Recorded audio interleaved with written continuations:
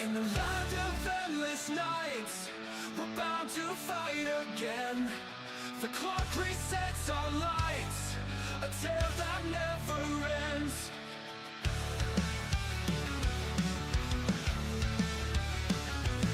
Through the storms and fire's glare, we rise to face the fate. With courage in the air, forgetting yesterday. You've got time, all the time, to break the chains of fate.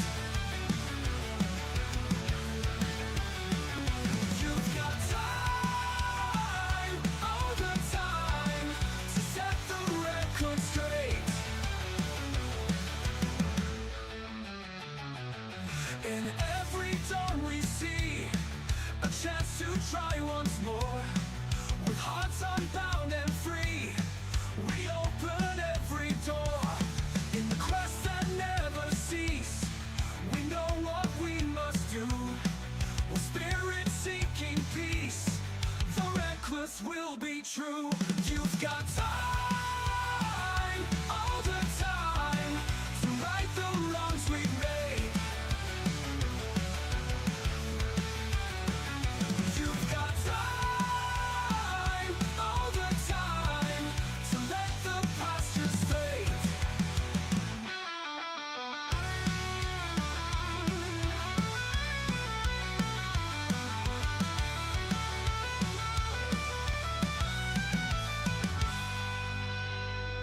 You've got time, all the time, to break the chains of fate. You've got time, all the time, to set the record straight.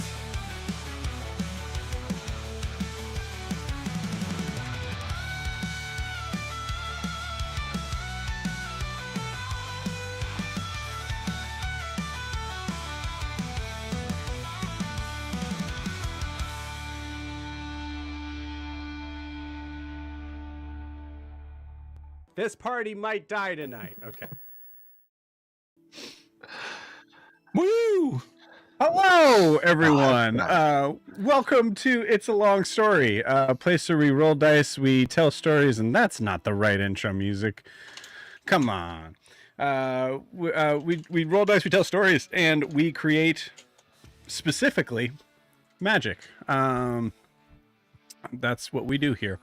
Welcome. We are here with all of the crew of the Wreckless. Everybody take a look at your camera, wave, and say "Arr." Arg. Yeah. Welcome to the stream. channel, the stream that we're doing today. Okay, all right. Hey. That's enough of that. This is our singing episode. That's a problem. Oh, Yeah, I'm not ready we for got a that. singing episode. Oh, Guys, I emailed you. My throat got really sore. Oh man. I am going to let you so hard with my masters and vocal. I work better without notes. You know, I don't want to go off a script. I work much better just off the cuff. You know, Guys, I sent you that message in Notion. I got it mixed up. I thought we were doing Nosferatu voice the whole time. I My slacked bad. you all. You guys didn't get it? I remember when we tried to use Notion for a day. Yeah. I AIM instant messaged you. I AIM instant message. I think that's what I used to say. AIM instant message. So I AOL instant messenger instant messaged you. I America Online instant message.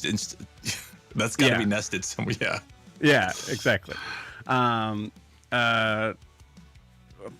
everybody. For those who have no idea what this is, hi, we're a D&D live stream that runs every Monday, Tuesday, Wednesday, Thursday, and Friday, having 5 parties living, existing, and breathing, for those that do, in the same homebrew world, the wonderful, beautiful world of Astera, as it still exists. So if this is your first time watching the channel, welcome. We hope you have fun. It's shenanigan-y tonight for sure. Cool. Before we jump into tonight, no announcements besides the plain old. If you wanted to support the channel, best way to do so is to like and subscribe where you're watching this, whether that is on YouTube or Twitch.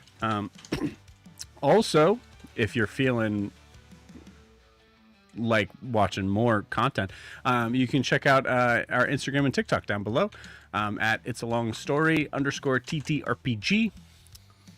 We can see some of our favorite moments of the crews, of the groups, of the parties, in our best and in our not so best, but in a way that it makes it our best, really, because it's funny. The secret is every moment is the best moment. The secret is I'm always best. That's what Mark Ruffalo said, right? You get a banana. Before he got that Tony for the Hulk. All right, let's jump in. Before we jump into the night, we do need it. Sorry, Missed that. I'm the only one that will Hulk got a appreciate Tony? that. I'll watch that later. I'll watch that later and laugh at myself. Yeah, the Hulk got a Tony for he wrote a play. Before we begin tonight, we do need to get a recap of where we left off with the Wreckless. So, Dan, please take this away from me, please. Yes, sir. With I will do so. So we picked up last session as the Wreckless had just met the Storm's Cradle, so to speak, another ship on the high seas down in the Isles. And the Wreckless and the Storm Cradle, after some small bit of parley the prior session, have more or less docked with one another to have a nice light dinner. And so before we headed over, Carr had kind of advised the crew just to roll with the punches. Don't take anything personally with him. Just trust him. Do not do anything. It's cultural. It's fine. We wrestled with that, but we said okay, as we also hid Kobamu and left him there with Nala just to ease the burden and make sure nothing else incendiary happened on our new friends. As we went over to the Storm's Cradle, we noticed that it was quite worn. There hadn't been extensive repairs for quite some time, but there were some more recent repairs, and we made our way down into the dining galley, where we met again the crew, Edwin Sableharp, who is the captain, Garrick Rhyme, his first mate, Jorah Slipknot, a very energetic gnome. We met Nos, the quartermaster, a hobgoblin of similarness to Yoon. And last but not least, we met Tihwal, who is as we'd come to find out, the benefactor of said vessel. We all had a nice little meal, heavy on vegetables. We learned that we were eating a very delicious beef, rare for the Isles for sure, of this strange beast called the Packle. Yoon seemed to have a lot of affection for this animal, especially eating it. I don't know what that was about, but he enjoyed it thoroughly. Or maybe not, I don't know. But we all kind of reintroduced ourselves, getting back some of the changes that we've gone through and kind of our moods going into this situation, reintroducing ourselves to this other crew as well. And we all then decided to, let's kind of go through it, look through it, go back to last session to kind of see all of our different glow ups or not glow ups, depending on where you may be. Glow downs, what is the term for that? Who knows? Put it in the comments. We'll look at it maybe later. And including Carr shows up, takes his meal, and steps away, kind of creating that awkward situation between him and Tihwal is an Aarakocra. I guess I should have mentioned that because that is kind of a big deal. Eventually, we start talking. Edwin starts talking about how the Storm's Cradle had been away for a while, 6-7 months at least, and that they had traveled north, well north of the Isles. They had initially gone to this place called Dare's Wharf, and then to Azamare. And as we regarded Edwin, the captain, he was the captain, but doesn't actually own the ship. It's Tihwal's. They decided they wanted to ask a little bit more about us. We mentioned the Merlin Loke, which they seem to say they're not part of the Merlin Loke. They're religious. We're not really kind of a big deal about that or part of it, which we kind of believe to be true. Eventually, T-Wall kind of pushes us a little bit further to kind of know what the heck we are doing. They're basically looking for information. He initially talks to Yoon, who does Yoon things and continues to talk, and T-Wall, who we come to learn is not the most patient or generous or kind or good of a bird person. Cuts off Yoon, goes to Riaris. Riaris then defers to our actual Captain Zed. And Zed tells him we're here to make a delivery to Ferran on behalf of Carvis, which, despite Carr's best efforts, does not succeed. And he T-Wall kind of gets frustrated. Anything else to say? To which Zed decides to drop Yan Memori, which kind of stops the air in the cabin. Everybody kind of stops at that a good bit. And after kind of tensions rise a little bit between that, it is decided that it's probably best to break this up and have a conversation in a more private manner. And so our group splits up. Some people go up, some people go down.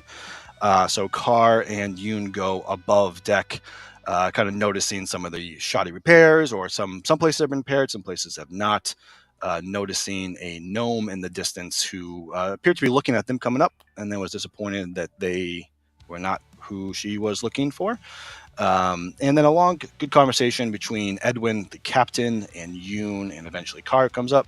Edwin noting that our boat looks to have many elements of a Merlin Loke vessel, which prompts Yoon into talking about the great daring rescue of the Wreckless, and very nice pulpy fiction story that is wonderful, and Edwin eats it up even if he doesn't quite believe it, exactly what's happening.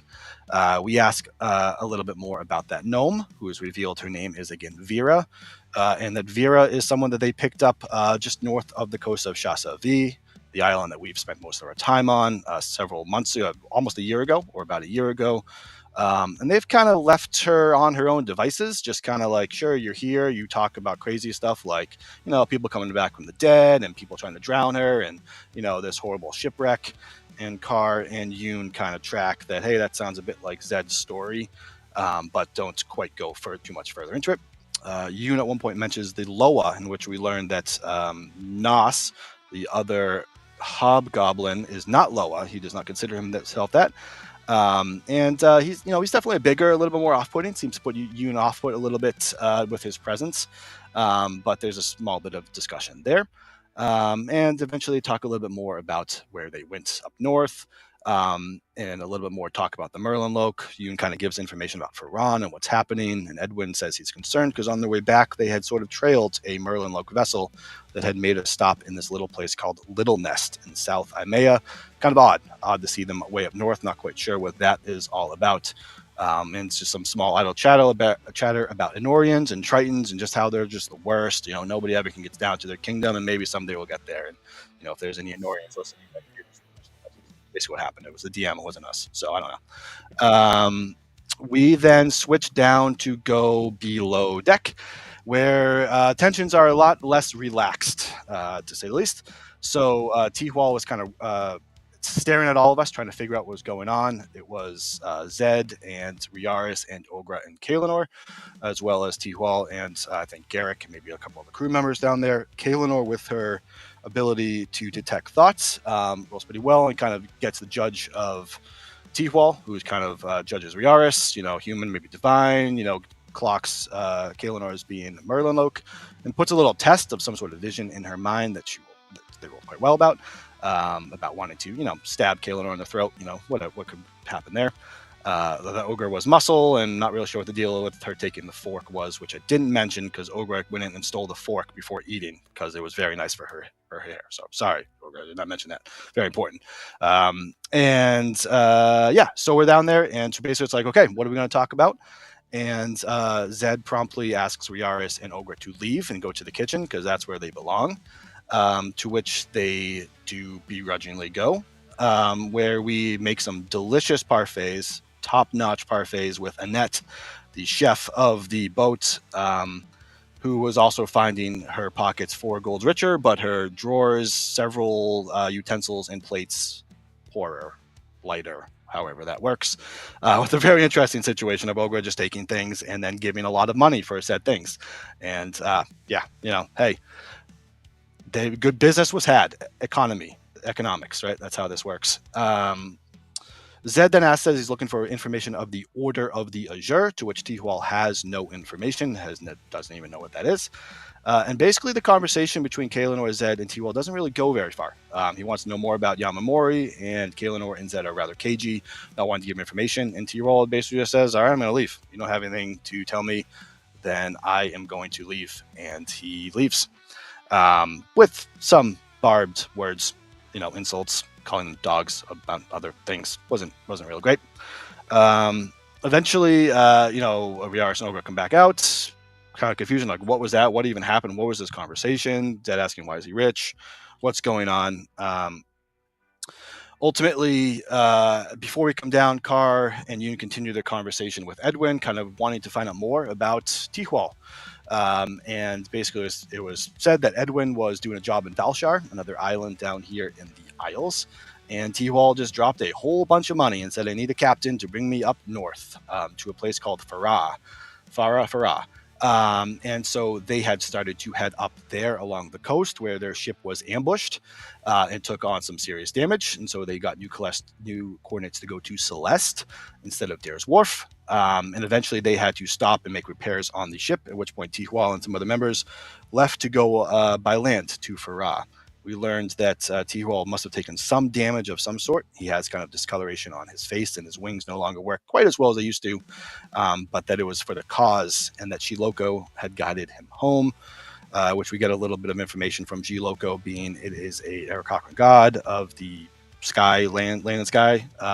Earth is chaos, land is sky is order, I think, which Carr then kind of acknowledges is not a local god. So this is not, though he is Aarakocran, he is not of his flock, or sorry, Carr, whatever the terminology may be for your people in the islands.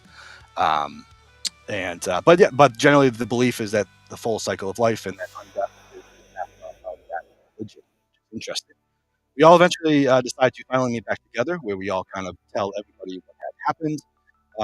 You can kind of go into story, not going to talk to a lot of stuff. Pause for a second, Dan. Try again. Testing 1, 2, 3. There we go. You're back. Okay, sorry about that. I don't know what it was. So we all go down into the ship, talking about what we might want to do and what we had just learned and all that information.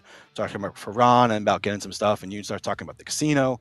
Ultimately, Riaris is kind of ready to get a little air, so he decides to go find T-Wall himself, as it seems like the group is kind of like, what are we doing here? We're just wasting our time. Let's move on with our lives.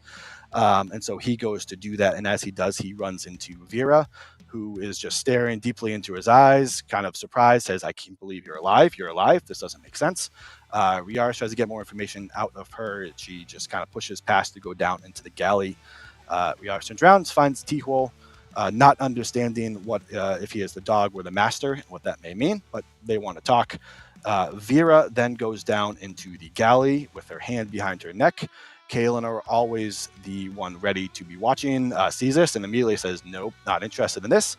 But Vera, the little gnome, sneaks by her, stabbing her in the foot like all good gnomes do, and starts running towards the way towards Zed to find Zed. Kaelinor misty steps closer to her to grab Vera by the scruff, or whatever happens as the rest of the party kind of goes, what is going on? And that is basically where we ended the session.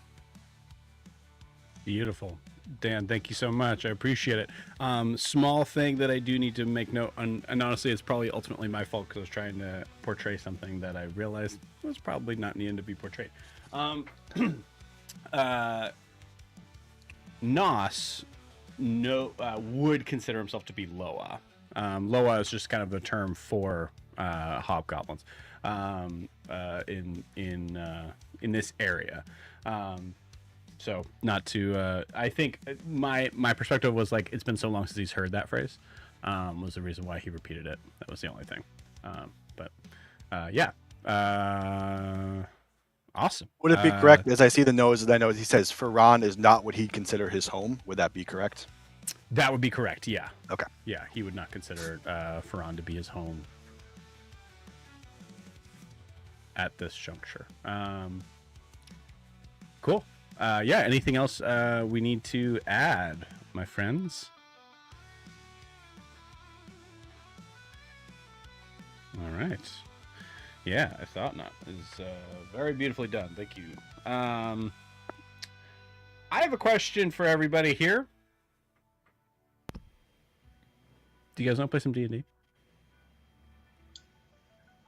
Yeah. Not if I get stabbed right off the bat. Yeah. I was looking at Evan and I'm like, I'm waiting for him to say something and nothing came.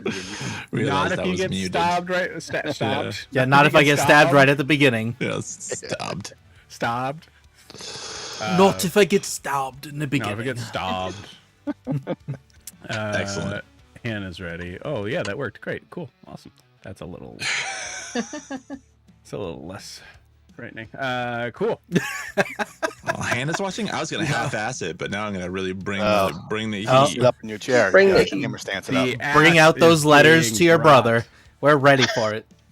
Well, everybody, we'll say except for Riaris, unless you really want Riaris' involvement, I need all of you to roll freaking initiative.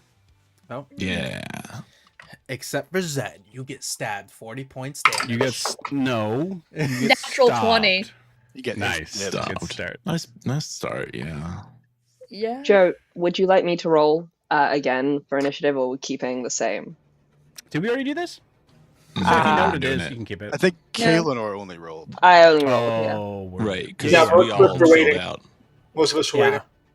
I think right now I'm talking right. to the captain at top of the stairs. I would say yes. In that case, Kaelinor, go ahead and re-roll, as this would be like the start of a new round. And yeah. Fabulous. And it would be 22. No. Car Car has got a 20. 22. Car got a what? 20. 20. 15 from little old me. Car got a 15. 15 for me. Someone named me gets a 15. Yoon. I got a 10. 10. Okay. And Vera. Hey. Okay, cool. All right, so as we do not have a map for this. This is in your noggins. So as you guys are seeing, I think from your vantage point, you guys are kind of like starting this scene out in a like sort of like swaying door sort of scenario where you're actually seeing like flashes of the scene that was portrayed as we saw Vera come running. Vera the gnome, check in here, arm behind her back, look at everyone, seems to be looking for someone specific, and then ran out the door, hands still behind her back. Kaelinor sprang into action. And for the rest of you, as you're starting your turns here, everyone except for Kaelinor, it was seeing varying sort of like instances of like Kaelinor running, grabbing Vera, just kind of like sort of wriggling out of the way, and then stabbing into Kaelinor's foot as we see Kaelinor through that swinging door, just shouting expletives 1 point up Vera. at Vera. So the rest of you all are in the dining room. The assumption is that Vera has made it to the top of the upper deck above, where there is Zed and Edwin. Any questions?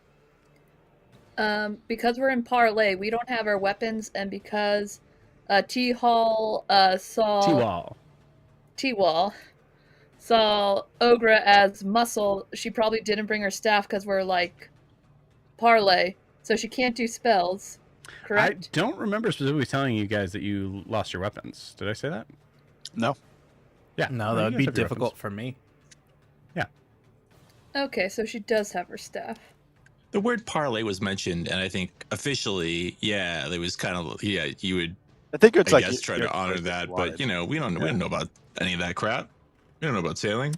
I think You there's also brought like a your thing staff. of, if not in the real life pirate world, I think in this one the idea of like being in a world with magic also means there might be some sort of like specific attachments to certain weapons. So in the idea that you're joining their ship, at least in this instance, unless it was specifically stated, you guys would not lose your weapons.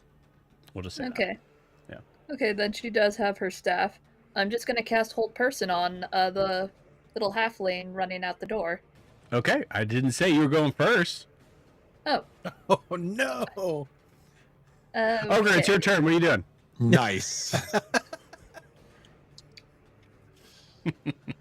Ogre's gonna look at Kaelinor's foot stuck in the ground with the knife in it, and just like flick her wrist and cast Hold Person. Okay, so you're okay. Hold on. So you're rushing out. Wait, hold on. Wait, you're rushing out the door to the of the dining room, right? Mm-hmm. Okay, cool. So you see Kaelinor. Go ahead and roll me a. Yeah, let's see. I think a full movement would get you. Yeah, full movement would get you eyes. I'd say she'd still probably maybe like 15 feet away from you, but it'll get you eyes on Vera. I assume you're casting Hold Person on Vera and not Kaelinor. Yeah, not Kaelinor. Okay. Ogre Is it a wasn't weird really way paying of, like, attention to hold this. All she still, I'll knows get is this someone. out. She's holding the knife with it. Yeah. Yeah, Ogre's not, or Kaelinor's not going anywhere. They have a knife in the foot. I'm That's busy. I'm another sweating. natural 20. Another natural 20. I'm not joking. I'm even gonna take a picture. Okay, cool. I like it. We saw you roll it. No,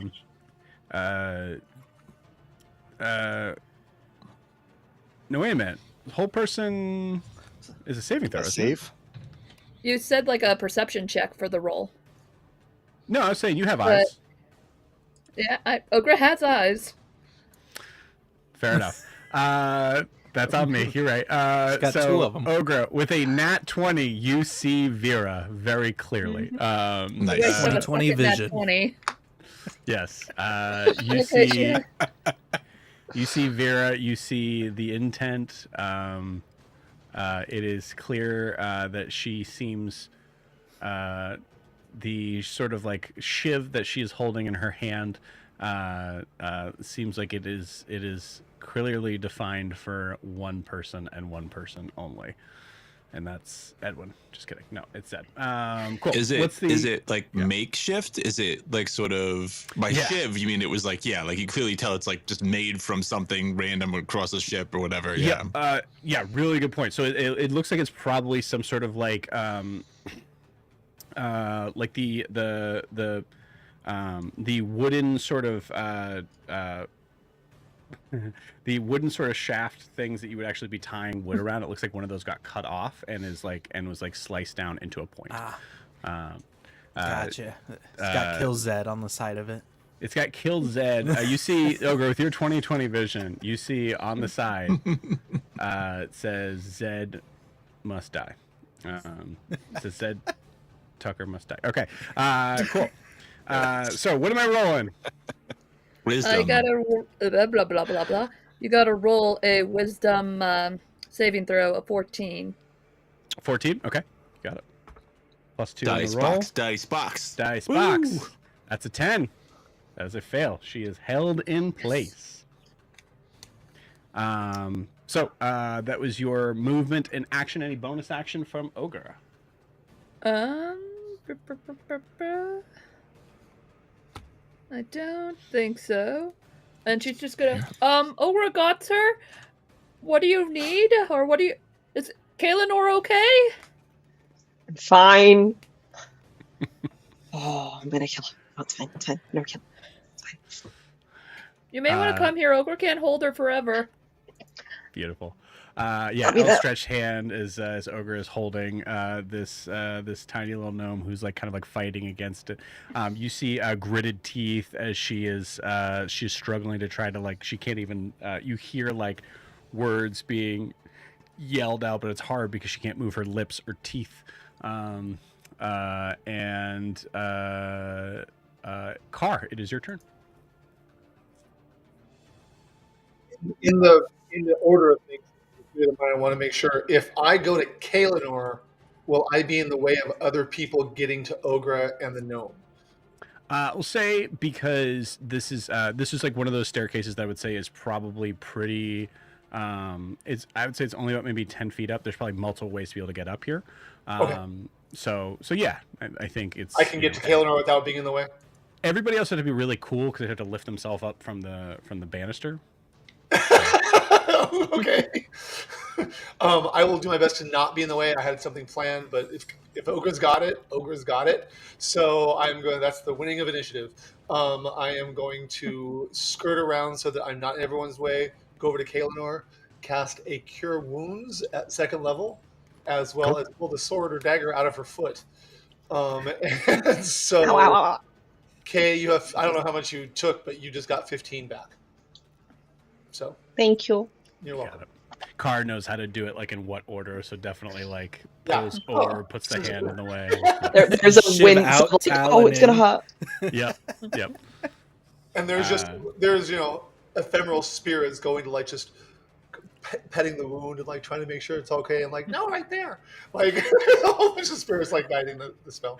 I think Kaelinor, you're seeing just like little like sort of like the tips of like feathers and taloned hands, like that sort of thing. Like you're not seeing where they're attached to; it's just hands that are just going over your foot and some of them kind of like slapping others out of the way. Like, no, this is how you do it.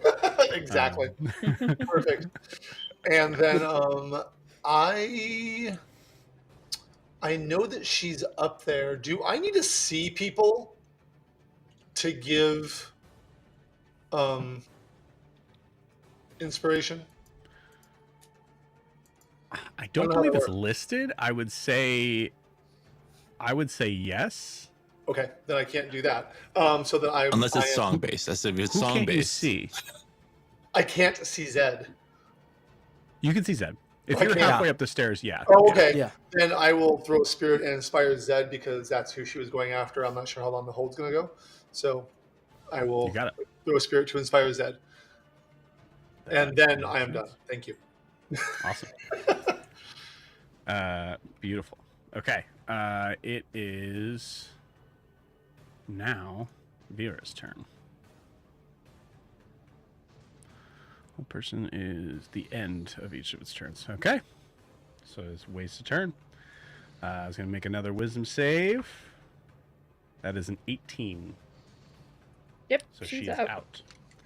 So she's able to kind of like push herself out, and you see like she's kind of like stumbling and like trying to kind of catch her movement in the stride of where she was at to continue forward. But she has lost her full turn in that. We're not trying to hurt you. I am. Seems Nice. It seems like that's falling on deaf ears at the moment. Kaelinor, you're up. I'm going to, as I head up the stairs, pat Cara my way as a thank you. I appreciate the healing. And I'm gonna throw out a. Thank you, Betty. I'm gonna cast command on her. I tell her to freeze. That is the command I'm giving. It's a Wisdom save 14. Okay. If she wasn't crazy before, she is now. Okay. DC 14 plus 2 to this number. That's a little. No, that was on. That was on. That's 12. Oh, that was off screen. My bad. 12. That's a fail. Cool. My command is for her to freeze. Which it's not one of the commands, but I'm basically asking her to halt. But I think Kaylin was not yelling halt; she's yelling freeze. Yeah, I would say for command in general, feel free to make it more interesting than what's the. Yeah, you don't have to. You can have fun with that. I'm totally cool with that. Cool. God, Evan, what a freaky comment. Beautiful. Yeah, she is frozen. In place once again. She made it like half a step forward. Cool. And then I'll use my movement to kind of like get on the top deck and kind of approach Zed and Okay. whatever his name is. Edwin. Yes, thank you. I was going to say Mr. Sailor. Yeah, actually, sorry. You know that actually, so it's a weird sort of thing with this is we have to be very specific on it. Command is going to happen at the beginning of her turn. So I shouldn't have rolled until that moment. You know it's going to work, Kaelin, or I'd say the rest of you do not. Cool. That is now Zed's turn. Zed, you see a long-lost friend running at you with something in their hand. I'm pretty sure I'd be talking to Edwin, and all this is just going off to the side. Mm-hmm. So I just imagine Edwin and I hear all this stuff going on, and we both just turn towards the stairs and just yell, "What the fuck is going on down there?" And then we just see it, all of it down there, just going on. Love it. Oh, he's gonna be surprised, so I don't even know if he's gonna know what to do. Yeah, if you want to roll like a Constitution saving throw, maybe. Yeah, definitely. Let's see. That's a 7.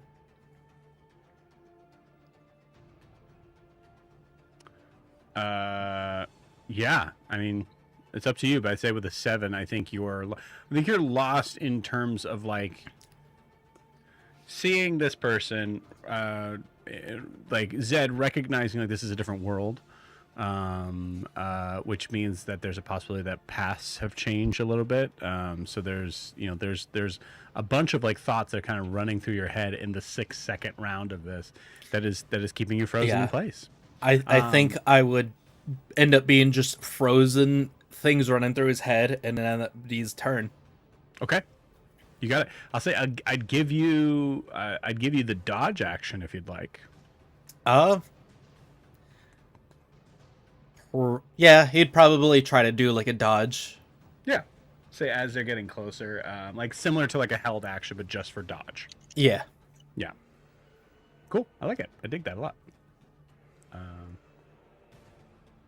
Finger snaps for staying in character. Yoon, you are up.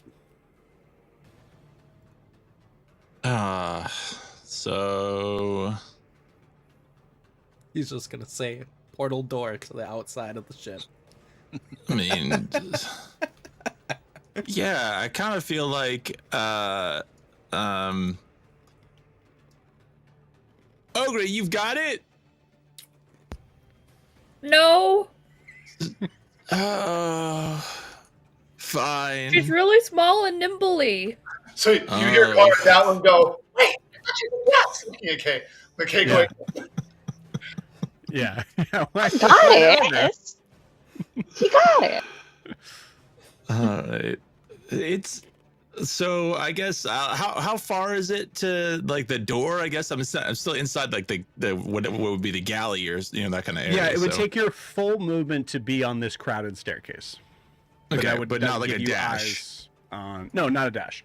It would give you eyes on Everyone. pretty Okay. much everything. Yeah.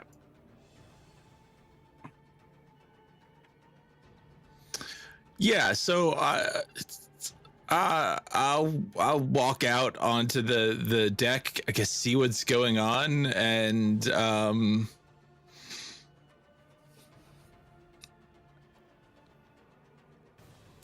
Things that happen without Papa Riaris around.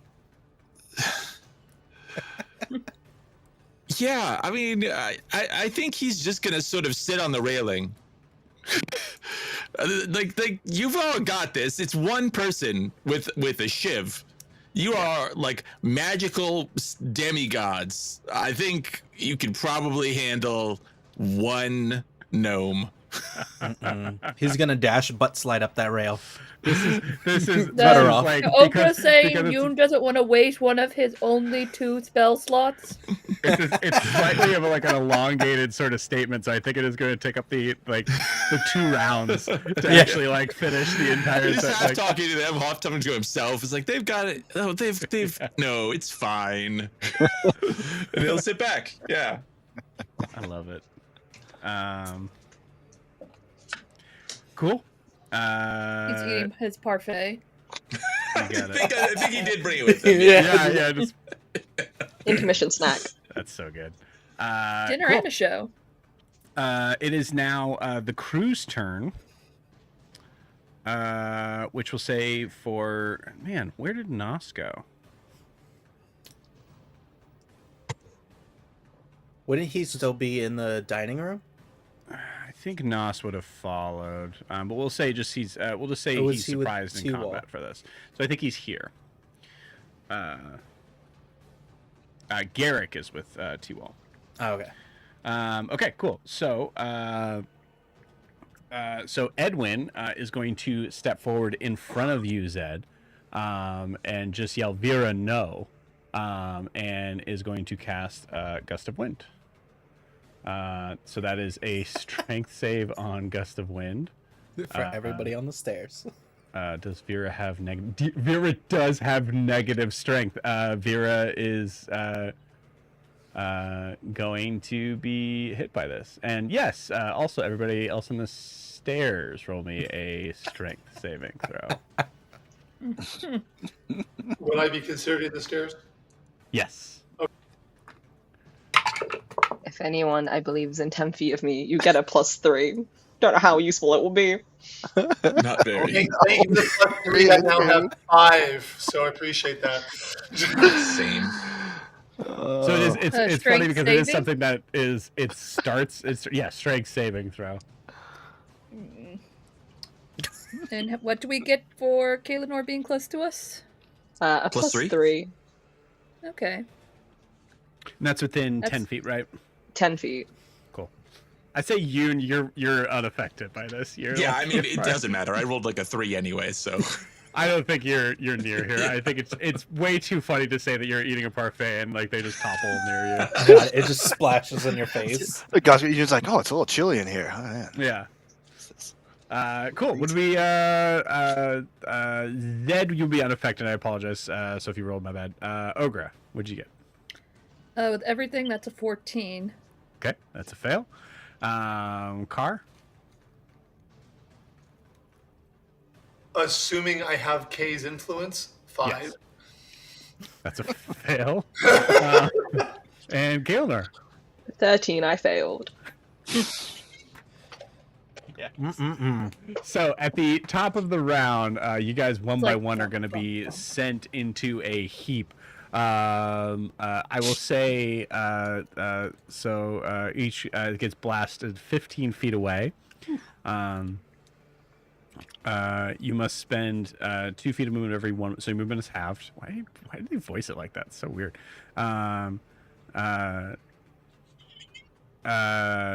And yeah, So you notice that like it might be difficult to like send some things forward on here that would have any sort of like physical weight to it.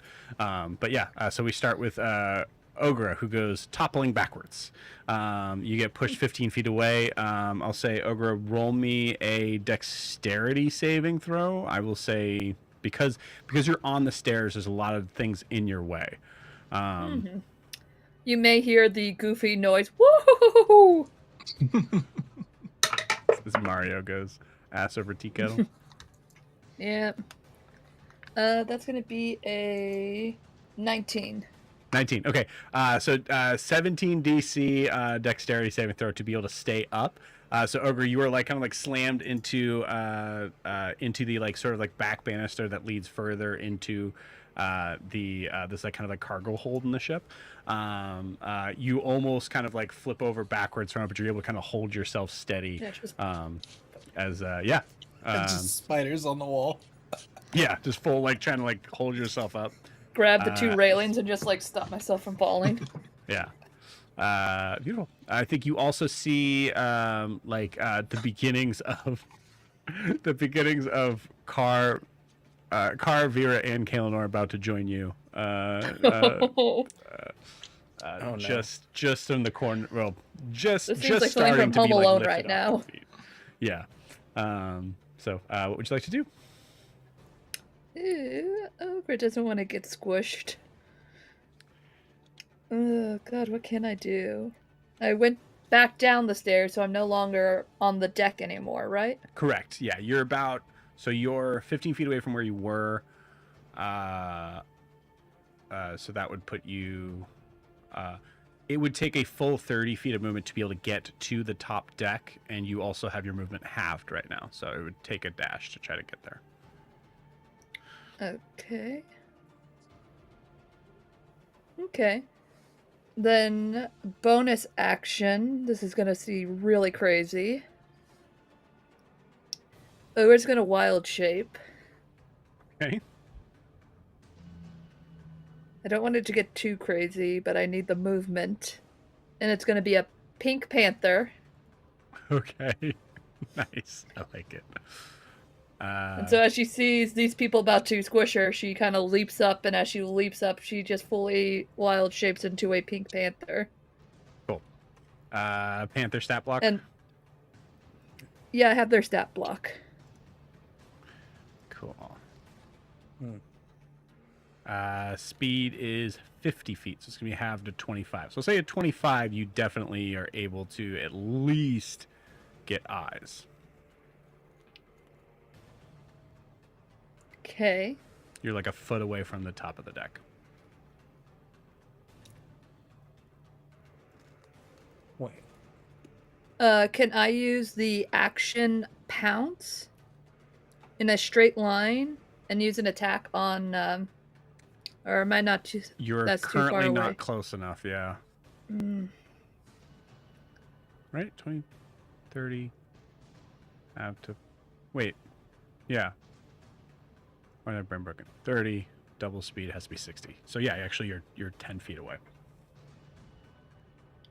It says it has to be at least 20 feet in a straightforward line. Towards a creature and then hit it with a claw attack on that same time. I mean, it has to be in front of you. Okay. So you were about 15 feet away. You're blasted 15 feet back. Your movement speed is halved. Okay. So it would take 60 feet to be able to get onto the deck. I would say within 5 feet of Vera. Okay, then I'm going to use all the rest of my movement to get as close as I can. You got it. Do you want to like close in between? Yeah, like Vera? flanking. Okay. Vera has not got. Also, Vera's gonna. You're gonna see her kind of fly off, anyways. But I guess what I'm saying is, do you want your panther form to be in front of Zed, like guarding Zed? Would she know? Well, she said she's after. You would We see. have a feeling you would she's see like after Vera Zed. is about to fly like over you.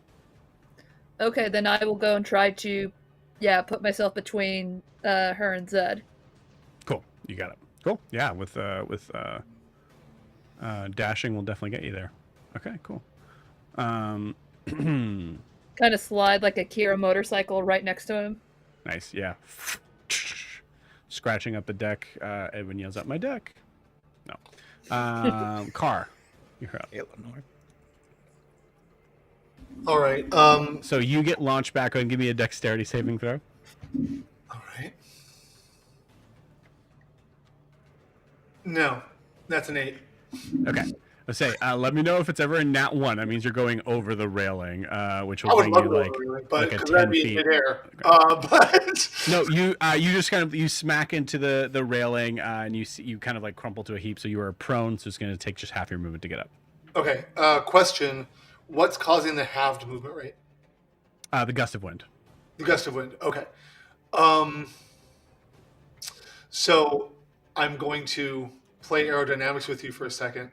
Yes. If I take, because it's blowing me off the edge, if I take half my movement to get up, unfurl my wings, will it push me off the side and I can scoot back? Will it give me extra movement? Oh, I am a He's flyer. I using know a- how the wind works. he's using inertia. Oh. Physics, I think. Okay. Well, I mean, we gotta have a roll to this, right? I mean, I'm just asking. Is it possible? Because if it's not, Is it I will try possible? something else. No, it's definitely possible. I think. It's a roll. I feel like if your movement is hindered going towards the wind than going away from That's the why. wind, If it was like something on the Shouldn't be- ground, I Yeah, was going to be absolutely. like, well, I'll fly over it. But if it's the wind, I'll use it to hook back around. Also, this is this is cool. So I will say, so it's half your movement to get up, which means it kind of includes also like the time getting up as well. So that's why we Right. have to kind of like categorize that. Right. So But 15. I will say,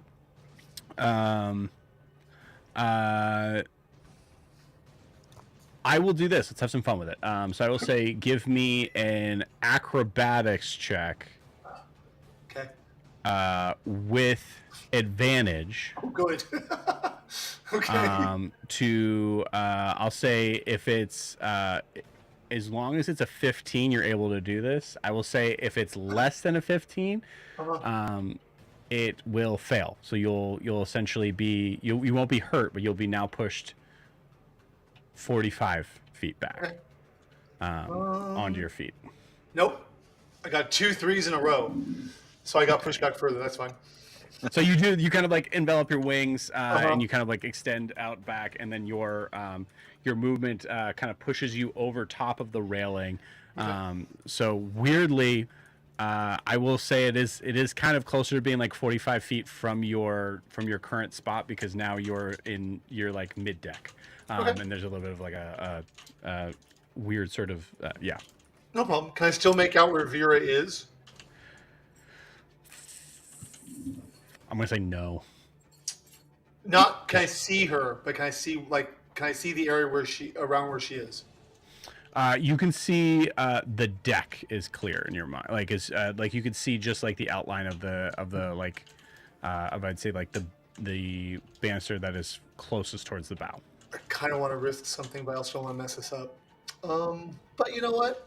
We're the Wreckless. I'll learn from Zed. Can I see within 20 feet of of where I think Vera is?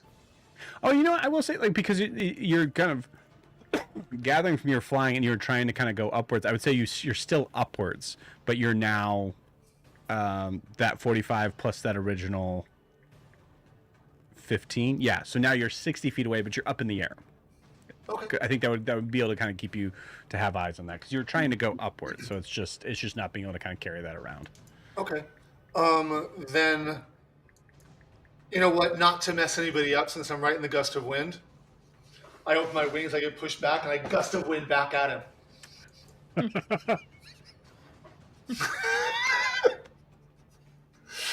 There you go. God, did you just throw everybody back where they were Someone from? just attacked my party. So, there you go. This is a first for me. Battling gusts of winds. Battling gusts of winds. So here's the thing: both spells just work. It's the saving throw for the people that are involved in them. Here's what I'm hoping: everyone between us will be at 0 because the winds are going both ways. Right. The person casting it has a save against strength save 15. What I Oh. think is happening is against Oh. the dex save that they're having to maintain standing up Okay. is now raised because they're blasted from the front and then from the back as well. Okay.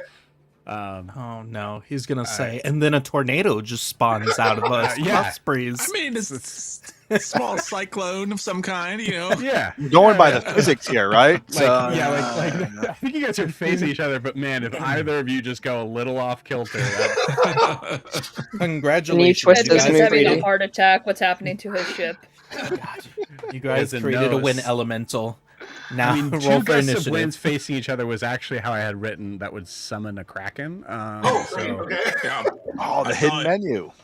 It's yeah. the hidden menu for sure. Incredible.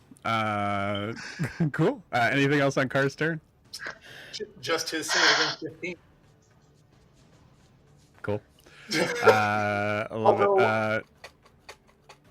You know what? No, nothing else. Thank you. Okay, cool. I will, but no, I won't. You got it. It is Vera's turn. And also, this is, how far does this go? 60 feet? Let me check. Did he make a save? Boo. They're supposed to make it on their turn. Oh, are they? I'm sorry. Okay. Yeah. My bad. Let me read it really quick. Gust of wind. Yeah, 60 feet long. Okay, so Yeah. it's also going to hit Edwin. Can I? Well, hang on. Can I? Since I know my spell, can I do it so it's not Edwin? So it's a little bit off? I mean, if it's No. a hole in the ship coming from No. there, Okay. it's just straight up. All right. Because I think you spent your movement in trying to like get up to that sort of area there. So yeah, cool. That's great. I love that a lot. Cool. It is Vera's turn. Vera is getting blown back no matter what, and then being thrown. I mean, you can't make a strength saving throw if you're in the air from being thrown a direction. So she is now thrown back forward in that same position where she's at. So it is a DC 20 dexterity saving throw to stay up. I thought you were gonna say a con save for staying conscious. No, It's not just yet. like spinning in the air. If someone else wants to put a gust of wind, then we'll start doing con saves. We'll create a vacuum. Yeah. And then Riaris came in. Damn, I didn't prepare to this session. Okay, DC 20 dexterity saving throw for Vera. Vera has a +6. She might actually. Okay, no, that's a 12. Honestly, 20 might not even be enough of a He said dex it. save for that. I'm gonna So, burn yeah, this so she is- inspiration. She is thrown backwards. She is being told to freeze, actually, by the way. Which actually, yeah, would I think be an automatic fail. She's frozen in place, being thrown backwards and then being thrown forward, smacking her head on the top part of the deck. Yeah, hard. That's how this would go in a real life scenario. Yeah, she takes 6 points of bludgeoning damage from just getting smacked into the ground. Freeze command happened to affect her on this turn. Is it concentration? Command is just a single call out. Yeah. All right. Yes. Yeah, so there's no concentration, so it's done after that, after you do it. Cool. So target is immune, take no actions. Who could concentrate with that? So smoke a detector anyway? flying creature stays aloft. I think it's a creature who is in the act of flying, not a creature who is in the air.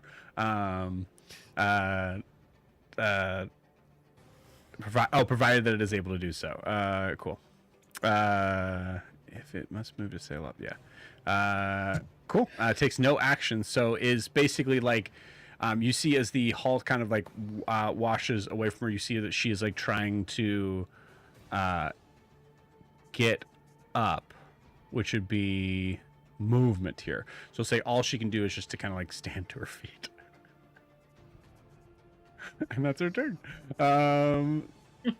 Incredible. This is so complicated. I love it. Kaelinor, you are up. You are thrown backwards and then thrown forwards again. Deck save? Yes. DC, I'm going to say it's 25. I'm going to go with my secondary gut here and say 25. Ooh, an 18. Okay. 18, you fall to the ground. You're not going to take any damage from this, but it is you are thrown backwards and then thrown forward as if you're like, I think there's actually a point where Kaelinor, where you're like actually reaching towards where you were as you were being like thrown backwards, and somehow the gods granted you that and brought you back to where you were. Some sheer luck. Yeah. No, bring me back. Oh, too fast. That's basically what happens. So half movement to get up. I will say gust of winds do cancel each other out as far as movement goes. So you are able to make your full movement after that. Fabulous. I'll take 15 feet to stand up. How far's Vera from me? She just like stood. So no one's moved from No. your spot. So you where you started. You started on the staircase. It would take you exactly 15 to get to her. I'm going to take my full 15 movement to walk up to her, pull out the barnacle rope Zed gave me, and just start tying her hands. Yeah, absolutely. Just like, what? Yeah.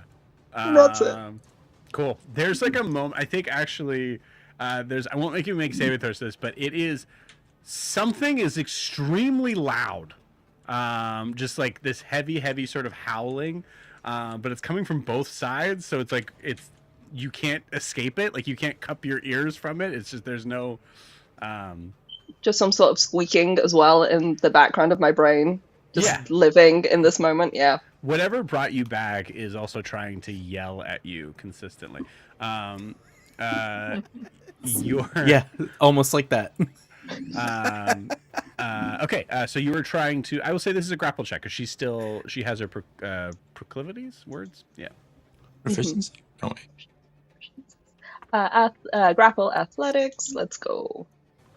Dude, she does not want to be grappled by Kaelinor.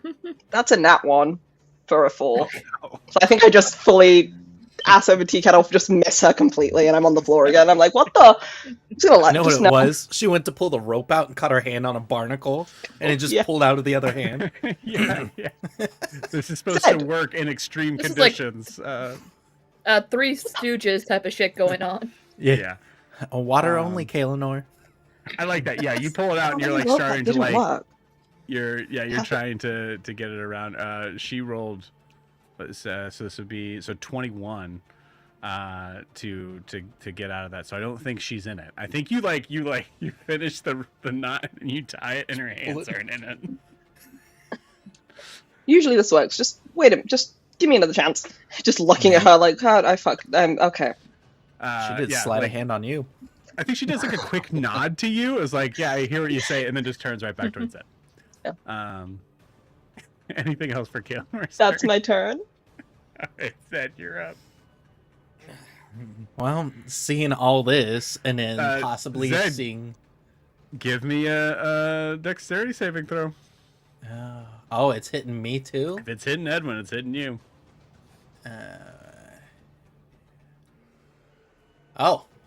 26. Nice. Oh, I'm sorry. This would be a strength saving throw, but I assume 26 would do it.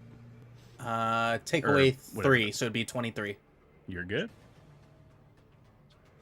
So yeah, you're able to hold your ground as Edwin is holding this gust of wind. I'd say like from your vantage point, you can also see the car is holding it from their end as well. Or something. Is Kaelinor? I mean, not Kaelinor. Is Ogra in between all of this wind blowing, or is she by me? Ogra is about to possibly be affected by this gust of wind. So you see, like, oh man, to choose like a a really, really short-haired creature. You just see claw marks as she's like. "Rrr." Yeah, I would say like there's like a moment of Tails like just like the saliva that is like the slobber that is like on the gums are now like kind of being pushed straight back, like narrowly hitting you. He's gonna push his way through that wind to Edwin, and he's just gonna put a hand on his shoulder to try to hold him still on the ground to like assist him from like He's not blowing on the down. ground. Oh, he's not? Not yet. All right. So I'm just gonna like, if I can reach him. So you're trying to steady him. Yeah. Okay. Cool. And Yeah, then if you stay there, I'll say he doesn't have to roll. yeah, so I'm just gonna put my hand on him to like steady him, and I'm gonna say, Or I'll have him roll advantage. "Welcome to the Wreckless," or say hello to the Wreckless. Okay. Just something turns along the towards lines. you. What is happening? What is ah! Something's using my spell against me. Hold on, let me see. No, there's Mark. No. That wouldn't work. Damn it. Yoon, you're on deck. Sure am. I really want to do something, but I don't think it's gonna be a good What are you idea. doing?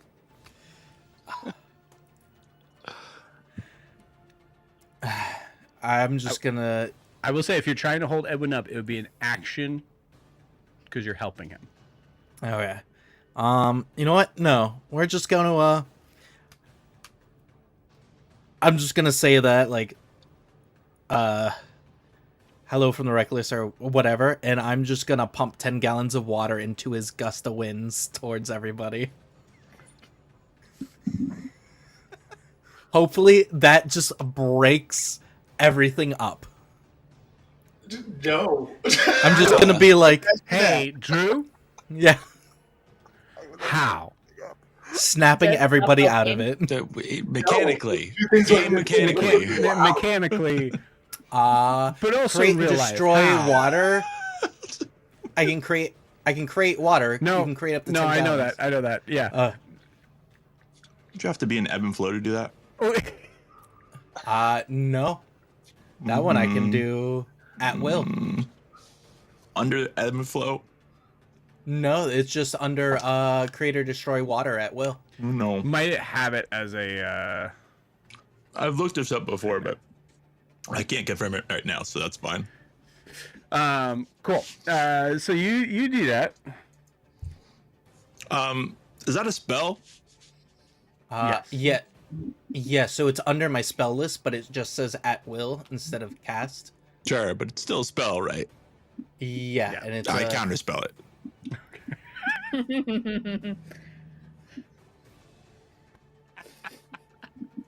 I love Yoon's helping. Well, I think it helps the DM to be able to think about the dynamics of adding water to this. So yeah, I appreciate that. Create a destroy water, just counterspell. It's gone. No. Did he just destroy the water, or is it like He now stopped like a you mist? from having that spell coming off. I So think, I think it's just you get Ogre, you feel a nice like kind of like mist on your back. you can. I think you could feel somebody who does like that. So you know it's from Yoon. It just like when you do it, it just sort of doesn't work. It kind of goes off and just kind of just doesn't work at that point. So How many of you? When a lighter misfiring doesn't take the spark. has been counterspelling. I need to instead. know how many counter spells has Yoon done in this campaign, and then how many of them were just to stop. Yes. The answer is yes. That's a good question. It is a solid question. Yoon, that's a reaction, so technically it's your turn. Yep. How far is Vera from me? say? I think from the vantage point where you're at with your parfait, I would say you're about, I would say 30 feet. Okay. Because you're 30 feet, and there's about 10 feet of elevation between them. Is there like, are all the gust of winds and everything still going on and all that stuff, or is that Yeah. Nah, he's okay. There's still some people that are about to be affected by it. Yeah.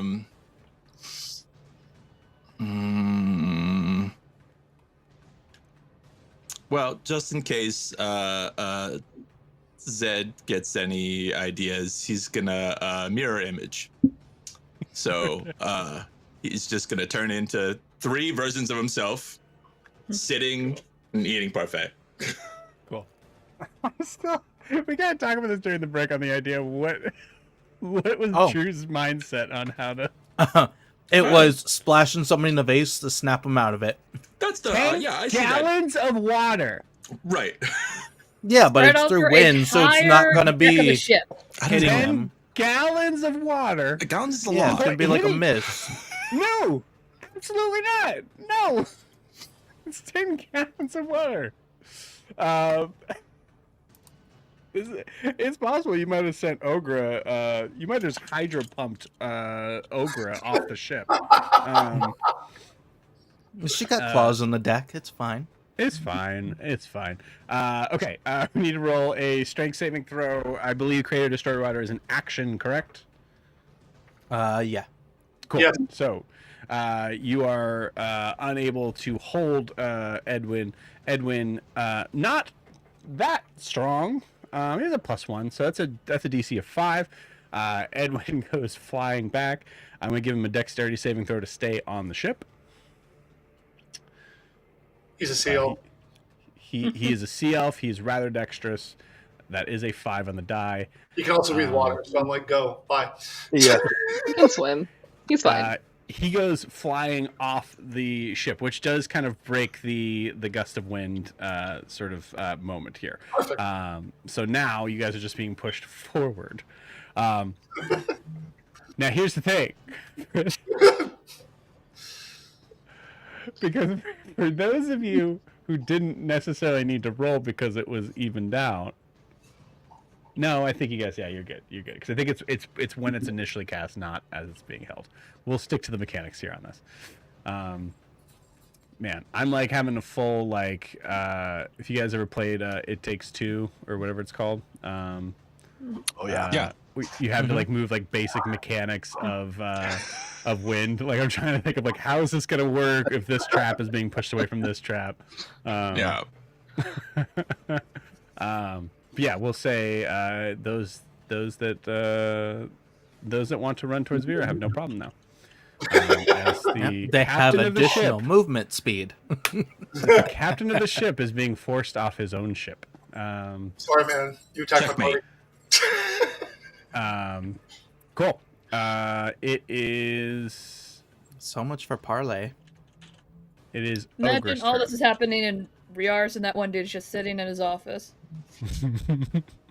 Oh yeah, where yeah. is the other hobgoblin? The hobgoblin's here. I'm going to say because we didn't include him in the mechanics, we're not going to include him in the mechanics now. So we'll say that he's just kind of like shocked. Probably now is probably trying to like jump off to. Is going to be taking kind of the long way around to kind of like get help.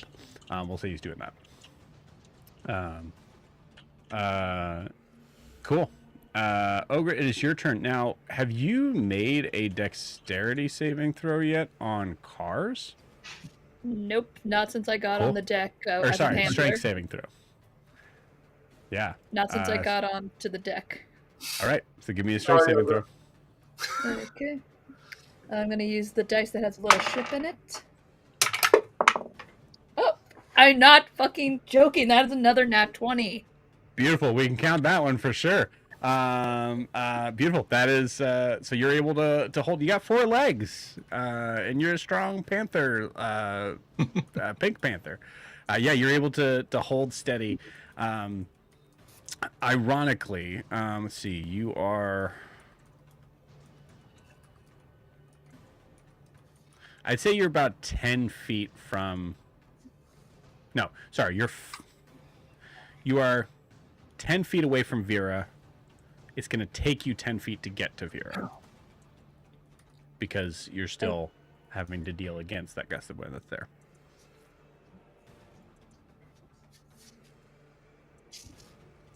But what was I want to use I'd like to do a pounce action because I'm in the range for this. So it says you must move 20 feet straight towards a creature. No, if the panther moves okay, now I see. Yep. Yeah, I just move right. I have the movement, right? It's not that, it's the spacing. So, see, because there was technically 2 people behind you. But the idea is of moving at least 20 feet straight. Let's do this right. So you were in front 10 of Zed. feet. You can take, you make 5 feet, 10 feet back, and then to move forward 20 feet, you'd have to move a total of 40 feet, and you moved 10 feet back, which would be just enough because you have 50 feet of movement, right? Yes. So it's 10 feet back to move 20 feet forward, but that 20 feet forward you have to spend 40 to get to that 20. You do the cat thing where he wiggles the butt and has to back up. Yep. So that I'm proud of myself on that math. Ogre, go ahead. You use pounce. She has to make a dexterity save of 12 or strength. Cool. Oh, well. So you have to. It's part of your claw attack. Mm-hmm. So you need to do the claw attack first. So it's got to hit. Okay.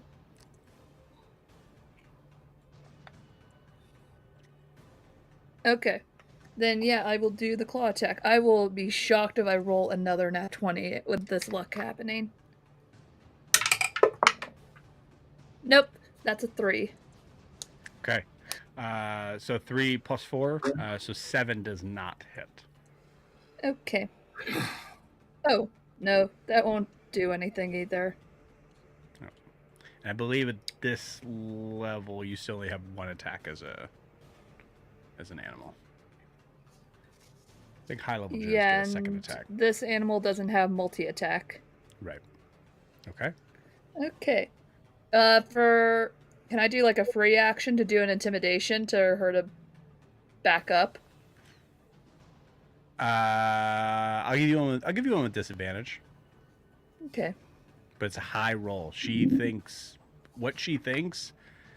is she's already aware of herself putting herself in danger.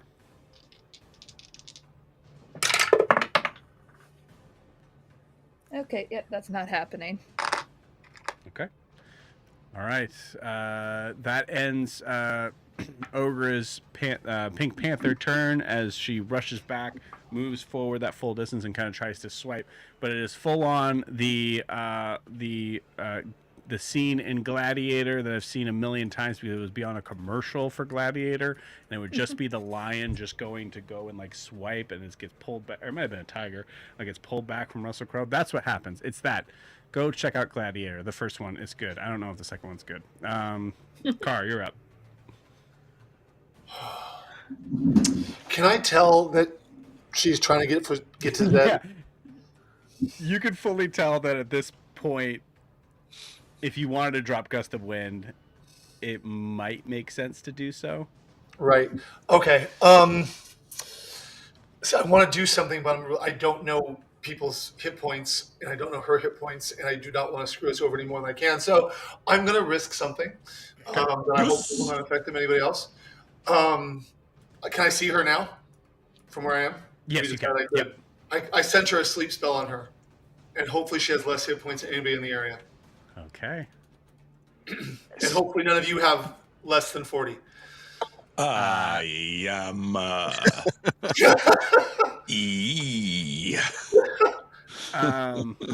That's a good point, actually. Let's get hit this. It affects the least hit points first. Can you? It's based on an area. Yeah, it's a 20 foot. It's a 20-foot radius. surrounding her, Okay. and it hits lowest hit points first. Of a point you choose in range. Okay, Yeah, cool. and I centered on her. So she had- technically, it's so you could center it on.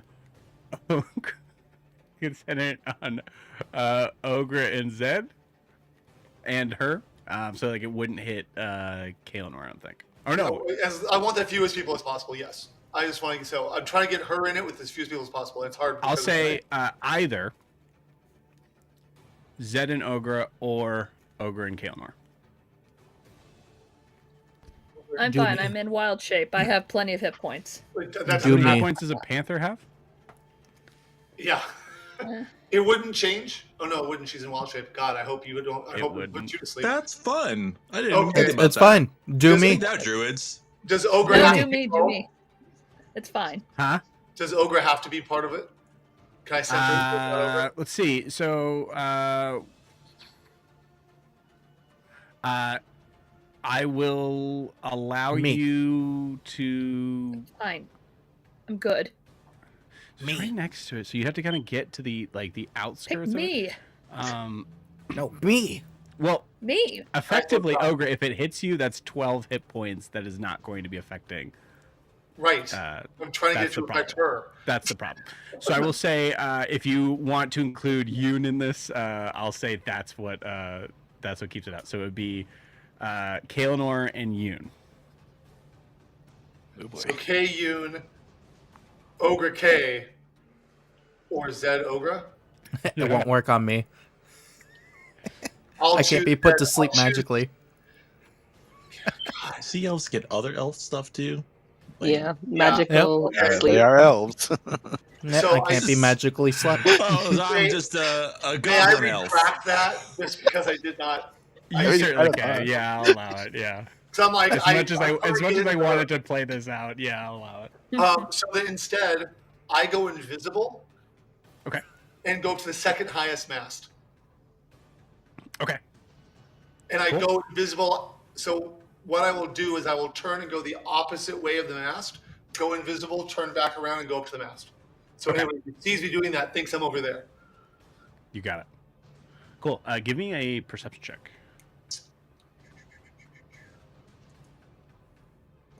$12. Give it to me with advantage because you're invisible. Okay.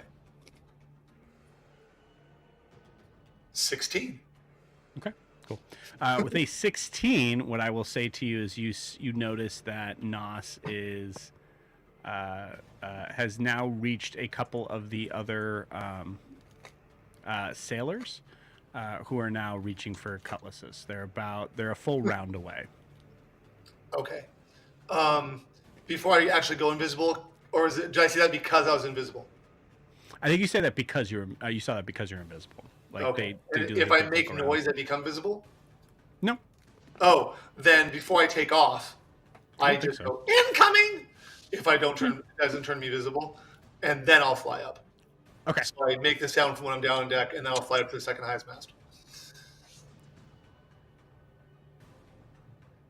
Yeah, the target attacks or casts a spell, so yeah, it doesn't go Cool. off if you. So cast then it. I will just yell incoming, and three, You see the figures kind of like look around, trying to kind of like figure out what happened, but there's no way there. yeah, so that they know they're coming.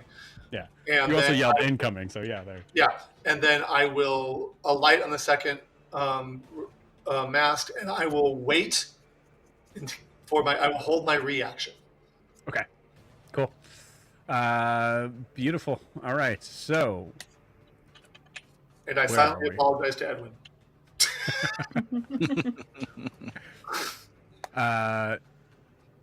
cool. It is now Vera's turn.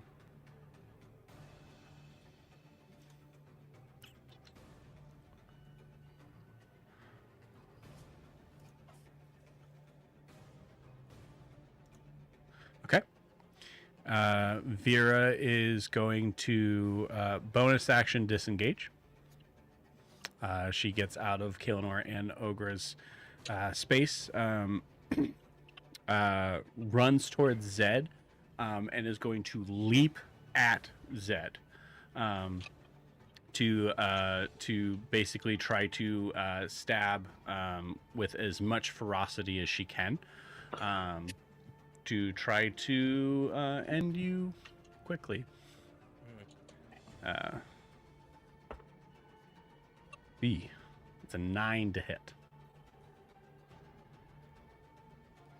Which I assume does not hit. Yeah. No. Cool. She is now like kind of like leapt on you. So there's mechanically speaking, there's no difference on this, but she's like kind of like hanging on to you as she's kind of just wildly swinging. You just hear her yell, "Stay dead, stay dead." And that's This seems like something out of Chucky with the knife. Yeah. I'll say, Zed, give me a perception or insight. I'll take either.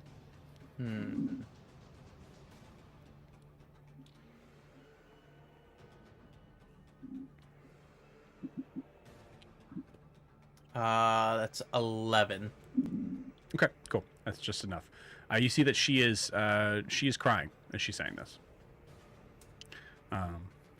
All right, that ends Vera's turn. It is now Kaelinor. Kaelinor, you have eyes. There's no more gusts of winds anywhere. You have eyes on this gnome who is just trying to kind of like. Zed is just able to kind of like duck out of the way, but this gnome basically has Zed by the collar and is like has planted her feet like right on his like just above his knees, and is just like holding on to him. It is your turn, Kaelinor. Okay, it feels like reasoning isn't going to work with Vera right now because she is very much out of it. Mm-hmm. But I do want to approach her. This seems stupid, but it's the only thing Colonel would think to kind of do. Why is everybody saying this is stupid? And the It's a craziest Zed thing. That's my thing. Above board, I should tell rubbing off everybody on all of us. on our post session things like you guys are gonna wrap this up, no problem. It's not gonna take very much. So I'm gonna approach Vera, kind of just like put my hand on her shoulder or by her scruff and be like, he's not dead, and then cast Zone of Truth around both Vera and Zed. So to be like, look, he's not dead. I can't lie about this, and purposely also fail my wisdom's charisma save because it is a 15-foot radius sphere centered on a point of my choosing. So I will like choose me as the point and then hit them in it as well. okay. That's what I'm doing. Because I want to give this to you. Kaelinor, roll me a d20, and I'm going to say -1 from your roll. The DC on this is 15. Okay. It's a nat 20 for a 19. Fuck yeah. Beautiful. I love the possible backstory of this. As there's a moment that kind of like flashes in your mind, Kaelinor, like recognizing like as you cast Zone of Truth, like I'm not lying, and it's like he's not dead. That you think of the idea of like you have no the common person aboard a ship may not know what Zone of Truth looks like or feels like, or is aware of anything regarding of that. The common person would think that if there was a spell being cast on it, they're dead. They're dying. Something horribly wrong is going on, right? There's something with that. With a nat 20, you see a look of recognition over Vera's face. That Vera, interestingly enough, knows exactly what Zone of Truth feels and looks like. And she will naturally try to instinctively even try to save against it. Cool. Zed, do you Charisma choose save. to fail? Charisma save. DC? 14. I kind of like the idea that like everybody in Zone of Truth can tell whether anybody else failed. Not just that the spellcaster can tell whether they failed or not, but people they cast it on can tell if they failed it or not. I don't know. That's an interesting point. Normally, like it would be like as a spellcaster, you can kind of tell whether people are affected, but I don't know. I kind of like with the Zone of Truth. It makes more sense to just have this like otherwise it's just like normal life, isn't it? Because it's like, well, I don't know if you passed it or not, so I don't know if you're lying or not. I would say that like a normal normal NPC might not know on that. I'd say like maybe something that would be like equivalent to an Arcana check. Yeah. Like there's something that she could feel about that. That's cool. Yeah. Cool. So this is her charisma saving throw. What was the DC? 14. 14. Cool. And because she is a specific type of gnome, she actually gets advantage against this. That is still not enough, though. It's a 12 total. So she fails. As I think she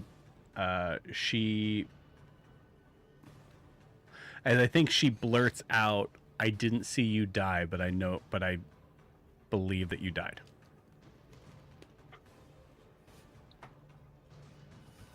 I think she says, "I felt it." Is I felt it. Do I have to make a roll for this? Yep. If you're unless you're choosing to fail. What is the roll? Charisma save. 14. Is DC. Is Ogre in the Zone of Truth as well? Oh yeah, Ogre would be for sure. Yeah. She's a panther, but just for shits and giggles. That's a natural 1. Okay. And I believe you keep, as a druid shape changing, you actually keep your intelligence, wisdom, and charisma there. So in that way, you're still. I mean, nat 1's a nat 1, but you're responding as Ogre, not as a panther. Mm-hmm. All right, so I rolled an 8. Cool, you failed. You have to tell the truth. And what did she say? Vera said, I think, "I felt you die," something along those lines, right? Sorry, who are you asking? Are you asking what I was asking what Vera said. Okay, Vera said, I felt you die. I didn't see you die, but I felt I didn't see you, but I felt you. Oh. Well, his big mouth is obviously, don't hate me, Kaelinor, gonna say, "Oh, he did, but not this me." Oh, I so didn't think this through. Technically true, yeah. Can we stop stabbing each other for 2 seconds? We can talk. Yeah, it'd be, oh yeah, he did, but not this version of me. I mean, yeah, that's gonna have her. That's gonna prove her point. We can explain just for 3 seconds. It's gonna take a lot longer than 3 Is that seconds. the truth? Can we explain? 2 minutes. We can't explain. Actually, that's true. complicated. Kayla, you go to say that, it doesn't seem to leave your mouth for some reason. I had cotton mouth. We can try and no, we can't even try and explain. You try. Stuff happened. Does this mean it's my turn now? No. Digging a hole. But Kaelinor, is there anything else on your turn? Nope. That's now everything. it's your turn, Zed. Yes. All right, so she's standing on me. She's literally standing on you, like holding you by the collar.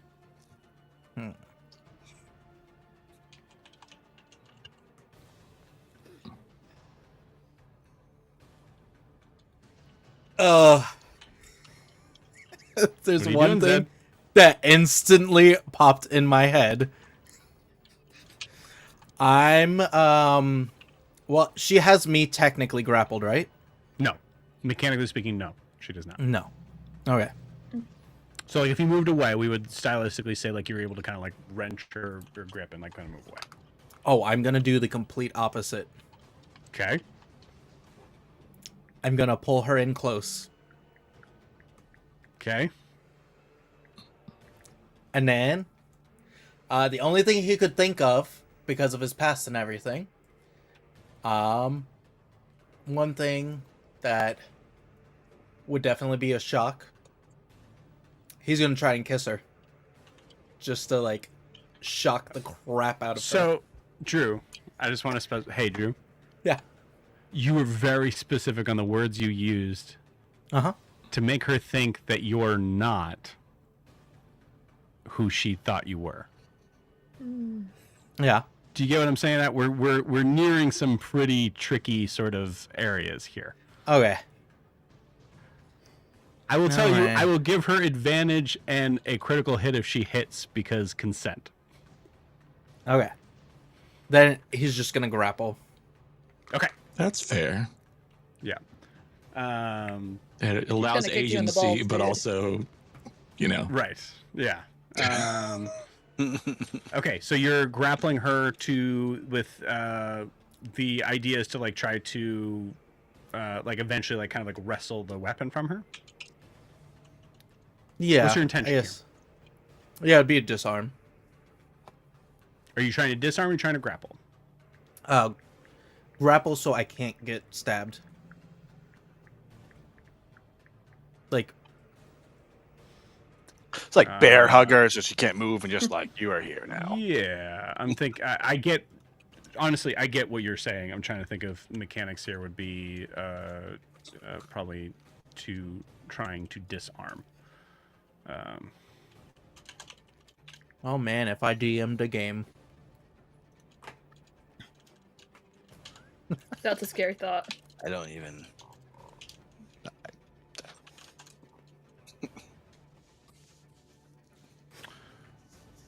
Huh.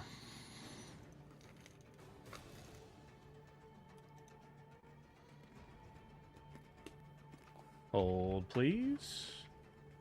And then a Holding. giant fist appeared.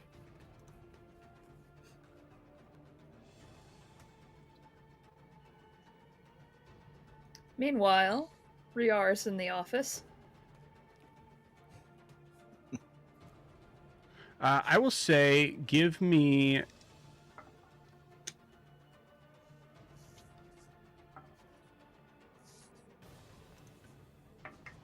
Yeah. Okay. Your choice is same number as far as your character sheet goes, but athletics or sleight of hand check to try to wrestle the shiv out of her hand. We'll say against her acrobatics.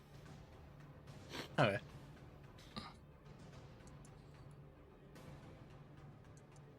Uh, 19. Choose an attack, knock on-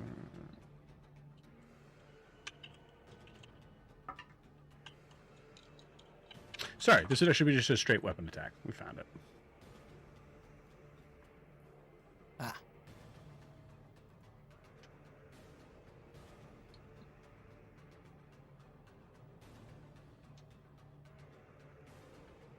Does better targets athletics or acrobatics check. Cool. Yeah. So so go ahead and give me that attack roll, Zed. All right, that's just a straight up 20. Nope, it's an attack roll. Like as if you were attacking with something. Oh.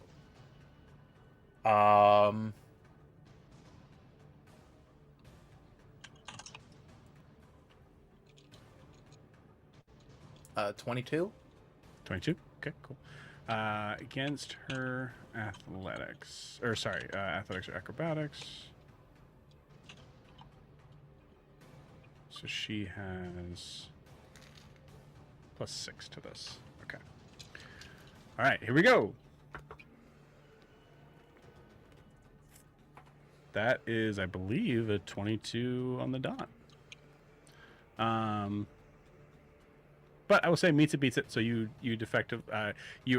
effectively actually grapple and wrench the shiv from her hand. It falls Just to the ground. rolling on Say the it doesn't- ground. yeah, I would say like with the like the idea of like it was just like matched in this. We'll say that neither of you have a hold of it. It's just fallen to the ground. Cool. Anything else on Zed's turn? Let me do something crazy. I drop a bomb on the ship and just. No. Okay. No, I'm done. Yoon, you're up. Oh shit. Ogre, you're on deck. Actually, no, sorry, Edwin's on deck. Actually, Edwin's not on deck, but he will be on deck. He'll eventually be on deck.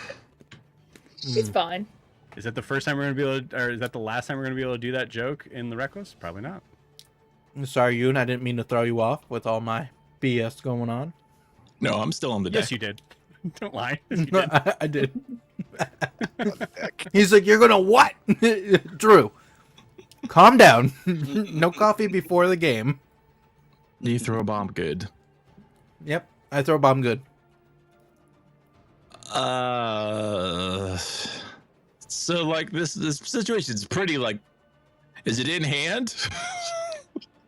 Well, no, it's not in hand. It's on the ground. All She's right. not even. So she's not grappled right now. It's just the weapon's been pulled away. So it does look like Ogre, like above board, Ogre and Car are going to be able to go before it's Vera's turn again. Okay. So she's like 30 feet away still, right? Yes. So I'm gonna walk over to her, and this is.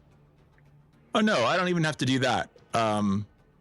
So yeah, from his sitting position, he will look at Vera and just kind of go, boop, and he will hex Vera, which is just the curse, and then they have the disadvantage on, let's say, wisdom. From wisdom, okay. Yeah, you get to on the chosen. Well, it's chosen ability, so yeah, that's just one of those things. Yeah, so Yeah, wisdom. you can count it as that. I would say, so grapple stuff would be like dexterity, like things like that. Just to. Yeah, I just feel like wisdom is the one that Carr always asks for. Those are saving throws. Yeah, I know, but he might use something for Okay. that made the saving throw. So No. I'm sorry. What I'm saying is that hex does not affect saving throws. Oh, because it's ability scores, so it's only It's those very things. strange. Yeah. Yeah, you're right. Then we'll go with strength. Yeah, well, she'd be using dex, so we'll go with dex because the acrobatics probably. Yep. So dex, and I'm not attacking, so the d6 doesn't really matter. Cool. And it's just if you attack, right? Not anyone. Right. It's just if I attack. Yeah, it's at a d6. All right. And that's it. Yep. Just the bonus action. Just kind of sitting there, just like, boop. Cool. You spend an action to get to the bottom because it's hard to get to the bottom. Yeah. Whole, It is difficult to get to the bottom of the parfait, get all this little bits out. And it's like it's got that raspberry sort of like sourness that you feel like, ooh, okay, cool. It's good. Yeah, it really takes some time. Picking a seed out. Cool. It is Edwin's turn. Edwin is able to. You see Edwin's like head just kind of like pop up over the deck as he's able to kind of scramble back from where he was, and is now seeing the scene that is unfolding. It took a dash for him to get up to this part of the ship up here, but you see like effectively he's trying to kind of get over to get himself back into the situation. Ogre, it's your turn. Okay, so Vera is probably, I'm behind her, right? Because she's fully focused on Zed, right? Yeah, you can easily flank in this position. This is a horrible idea, but Ogre's gonna drop Wild Shape as a bonus action. Okay. And she's gonna pull out the disguise mask, put it on, and she's gonna make herself look like the Sea Witch. Guys, this is crazy. Look, What? I'm not a part of this. What? What is happening? Wait, does she Sarah, know? That's what you think Sarah, your character would do. We fought her, we know what she looks like. What? Okay, Sarah, Well, I'm going to give you a clear view of what you see. You see the captain of the Storm's Cradle coming over the ship in clear view. The end of this round, there's going to be 2 other figures that are coming up, and you want to turn into the Sea Witch. Yes, in the zone of truth that I have failed already. Okay. Effectively, you're saying, like, I want to fail this? No? Ogre, are you the sea witch?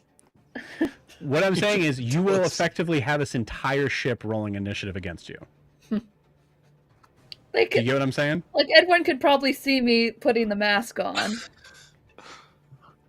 That's a fat chance. So you're saying there's a chance? Okay. Huh. See, if this is what you, I will say this: if this is what you got, if this is Ogre's decision, I'm going to say we're going to have to take a 10-minute break. So I'm going to have to pull the ship out. This is play your character. That's fine. I need you to know that there's a possibility that you might have the entire ship fighting you guys.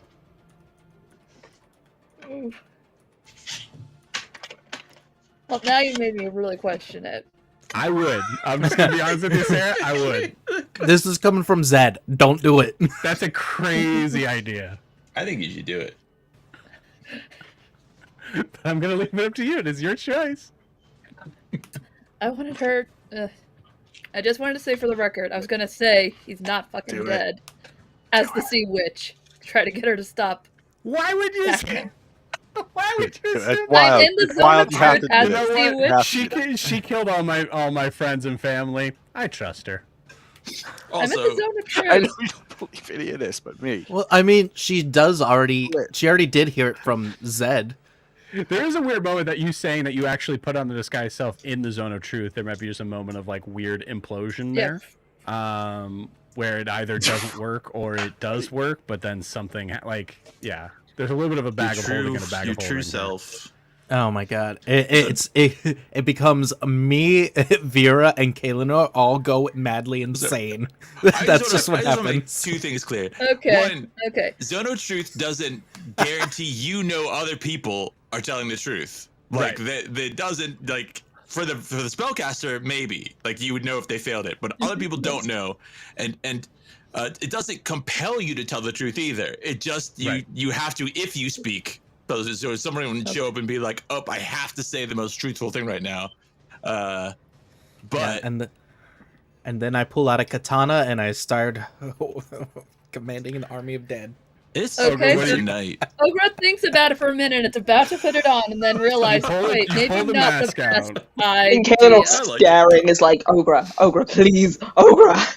Puts it back in her pocket, and this worked before.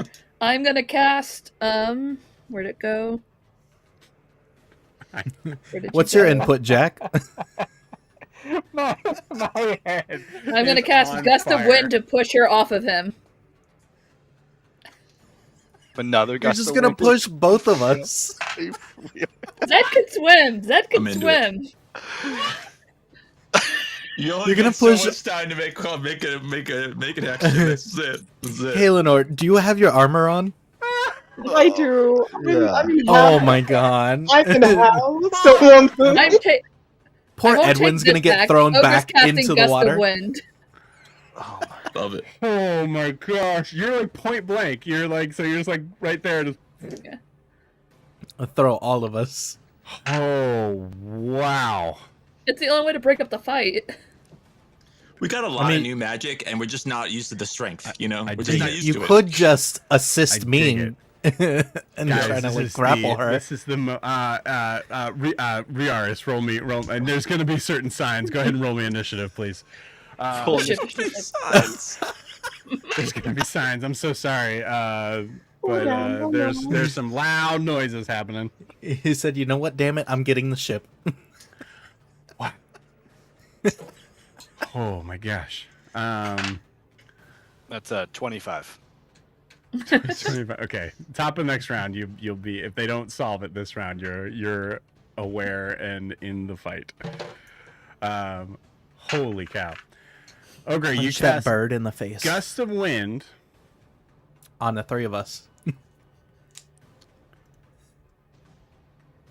which is 60 feet long and 10 feet wide. I So get it means everybody. It's going to hit.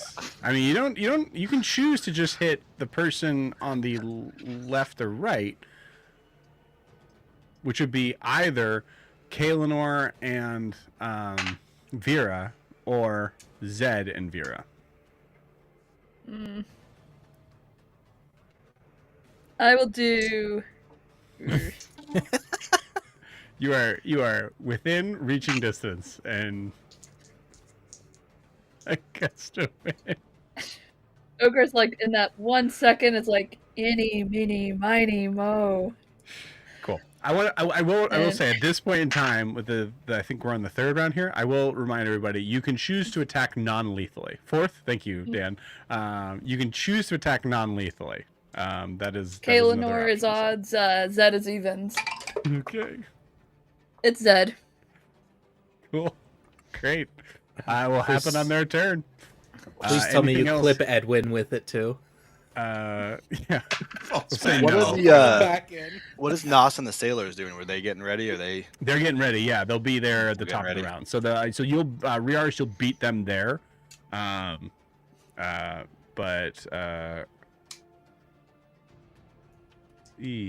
no, you won't beat them there. They're gonna come here at the bottom of this round. Okay. Ogre, anything else on your turn? And then I turn into the sea witch.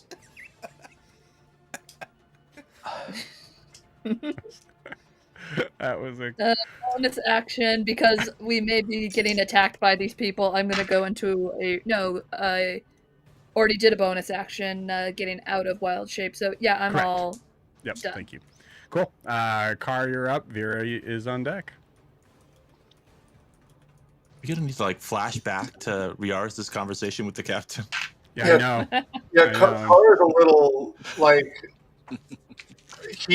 oh my god.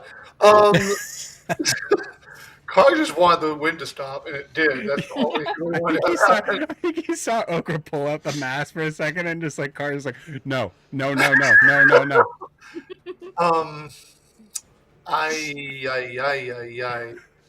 Pretty sure you just want to stay out of it. So what I'm going to do, Joe, right now at this point, I'm going to hold my action. I know you need a trigger. I'm going to hold my action to go down and cure somebody if someone gets attacked and hit. Okay. Because if someone's attacked, I will probably silvery barbs them. If one of our people is attacked. So I got attacked. Holding your action would be, so you're holding your action for silvery barbs, mechanically speaking. No, because that's a reaction. I'm holding my action. If silvery barbs fails and they are damaged, I want to go down to the ground and cure them. Right. So holding your action makes it move to a reaction. Oh, I see. So your action becomes something that will happen as a reaction. In that case, I'm just not gonna do anything yet. Okay, cool. So you're okay. You got it. I don't want to make it Team worse. I'm trying to make it better, and I failed. So yeah, you got it. You see, Car. You don't see Car. No, you don't see me. Yeah. So I'm like, no. I was running towards the incoming mariners, went invisible, and then took off the other direction. Incredible. So maybe I'll slow them down because they're wondering where I went right in front of them. Who knows? No, because I think it was the incoming that you said was you were invisible when you said it. So that's true. Now looking, they're trying to figure out. Yeah. Yeah. Okay, it is Vera's turn. Once again, a strength saving throw. She is not good at those. Yeah, that's an 11. She goes flying. So say 15 feet from the edge. This upper deck is not that big, so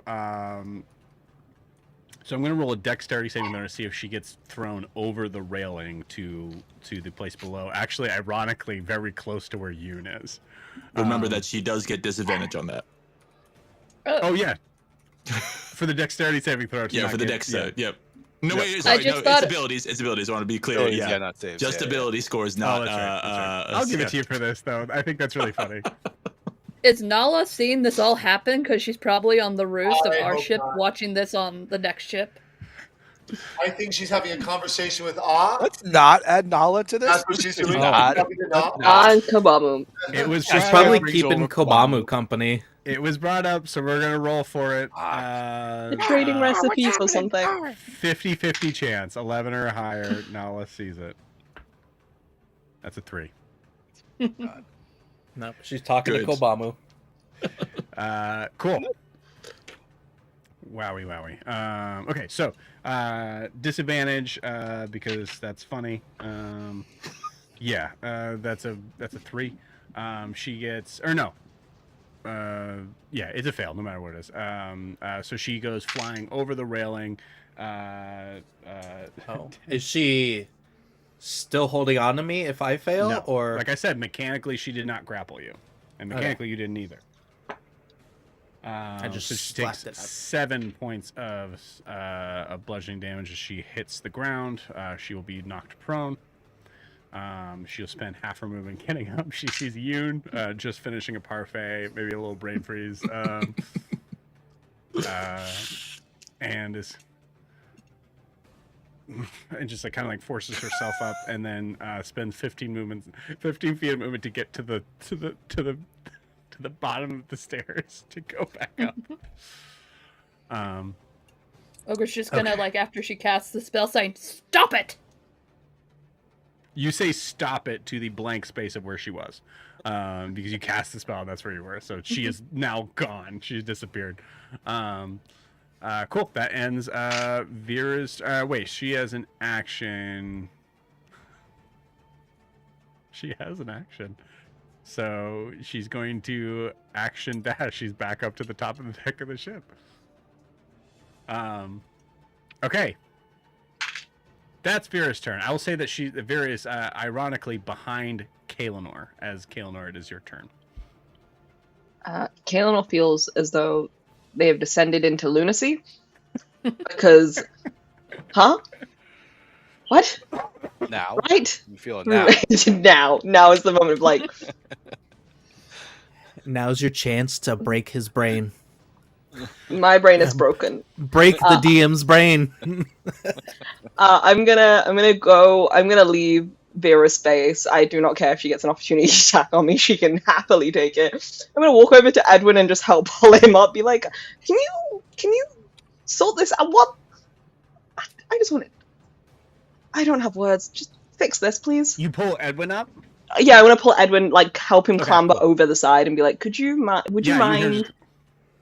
Sorry, that's never happened before with No, my it's not. spells to just get shot back at me. It was so strange.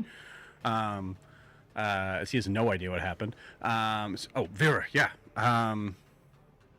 Now is like Vera's got about there's a full 10-foot space between Vera and Zed right now.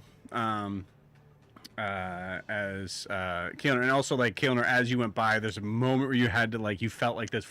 I'm just like pushing against your face. It's like, stop it, as you're like having to push through. And you see, Edwin on his turn. Edwin on his turn is on the deck of the ship, which is actually a very, very good thing for what might happen at the end of this round. So he's actively probably trying to convince Vera to relax. It's very difficult here, obviously. Cool. Anything else on Kaelinор's turn? No, it's my action to kind of help him up. I just want him on the deck of the ship. That's it. That's it for me. I'm just watching now. I'm just like leaning against the side. Like, Yep. Yeah, I'm good. That was a good move. That was a very good move. Cool. Zed, it is your turn. At the top of your turn, give me a strength saving throw.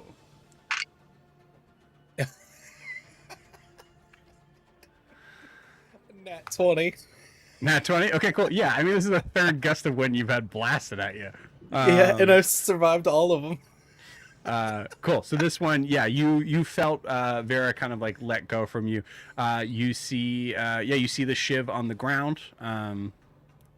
And you now, like, as you like look back up, you see Vera, like, eyes kind of matching you 20 feet from you, from the shiv that is like at your feet.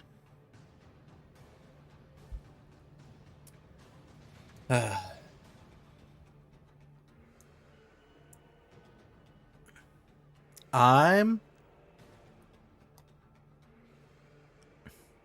Well, everybody's been doing crazy things today, right? Mm-hmm. Oh boy. I'm going to pick up the shiv. Okay. And I'm gonna yell, Vera, cut that shit out. And then I'm gonna stab myself in the leg with it. I hope this was the thing where he was trying to say he was going to do a sane thing in response to everybody doing crazy stuff. And this was the choice.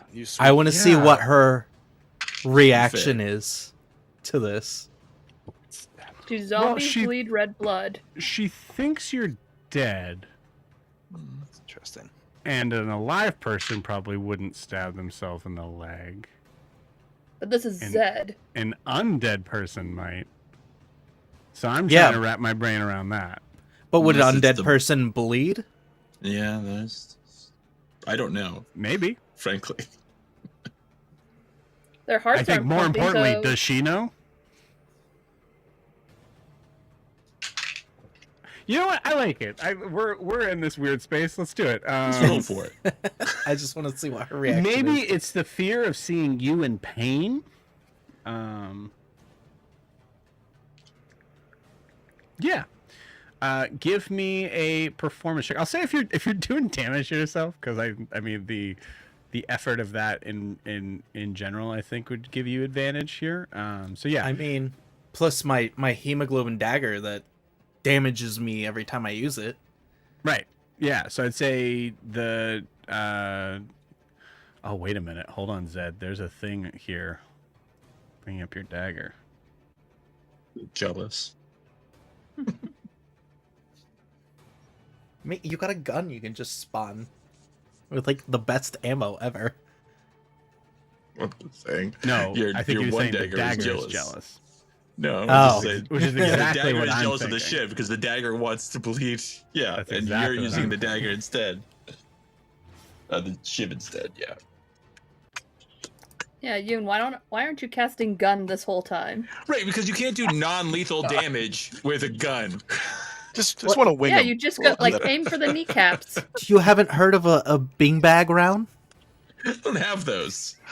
That was the whole Carver's- plot of Carver's Persons of got it. Interest. You always did kneecap shots. Okay. I like this. There's a thing here. So Zed, you're being like you say like Vera, cut the shit. And you just said cut the shit. That's it. Yeah, cut the shit out. Yeah. Okay, cool. And you go to stab yourself in the leg. Zed, give me a.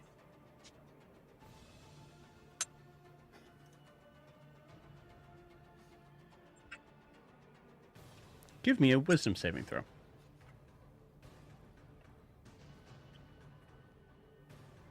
15. Is there a Okay. Kaelinor bonus to that? Oh, that's a good question. Is Kaelinor Probably doing not 10 feet close to you? enough. I am next to Edwin, so Edwin. if that is yes. It's So if 10 that is feet. fine. So in within 10 feet, yep, he has a +3 to it. He's 10 feet from me. So Cool. that would be an 18. Zed, as you go to stab yourself in the leg with the shiv that you grabbed, looking up at her, you catch a glint of steel from the dagger. As you look down and see you're not holding the shiv in your hand, you're holding the hemoclaw dagger, about to stab yourself. So with that, you're able to now like take the other hand to where it is actually dropped and actually stab yourself with it. So you've resisted from using the dagger on yourself, which would have been bad. Oh my god. So yeah, I want to see what her reaction is to it. Yeah, we'll say give me an attack roll on yourself, Okay. just so you have advantage. Nat 20. yourself. What in the fuck? You just I like how we're rolling no nat kneecap. for stuff that doesn't Like matter. what? I mean, it's a shiv, so the damage is like negligible, but still. Yeah. So okay, What? I think a crit in this instance is to allow you to do exactly what you would like to do, right? To hit exactly where you want, which would not be the point where you would inflict the most pain on yourself. Let's try to Yeah, you're bleed not himself. stabbing yourself in an artery.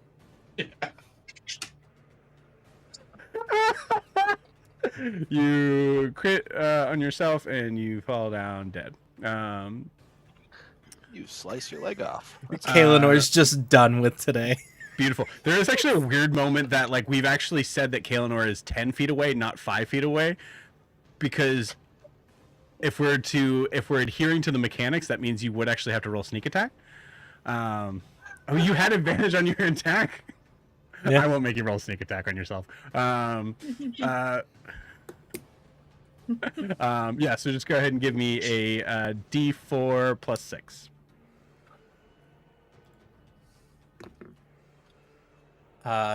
13.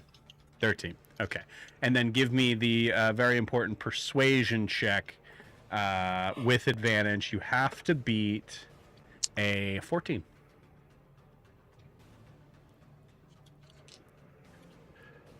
Oh my. Now? I rolled a 1 and a 2. Cool. Yeah. I think, like, in the span of what I was saying, like, in the idea of, like, a zombie hurting itself would not be that weird. So I think, yeah, all of that, she is now more convinced. I just love that he stopped his other dagger. So the design is like, huh?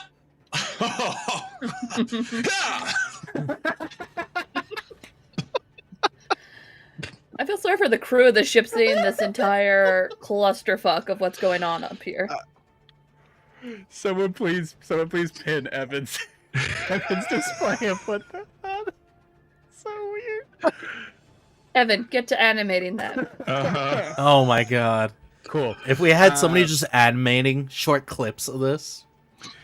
Zed, I believe that is your turn, sir. Yeah. You have movement if you want.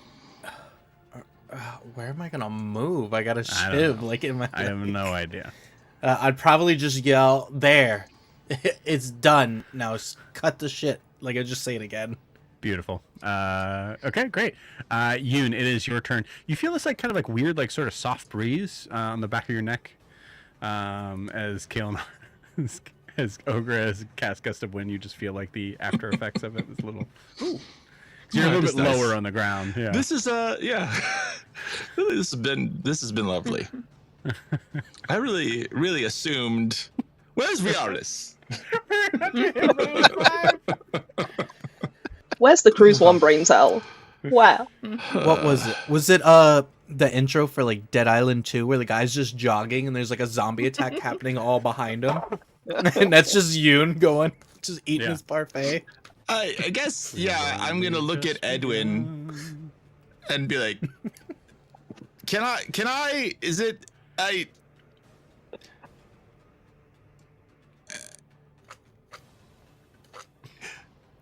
can I attack her without threatening the rest of your ship? Yeah, please. All right. I'm just gonna go ahead and cast Eldritch Blast twice. You got it. All right. Does an 18? Is it the first attack with the roll was an 18? There's no reason I would get an advantage on this one. Well, it doesn't matter anyway. I don't think so. I mean, Yeah. well, not from. Yeah.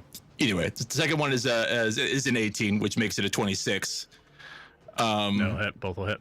And then let's see.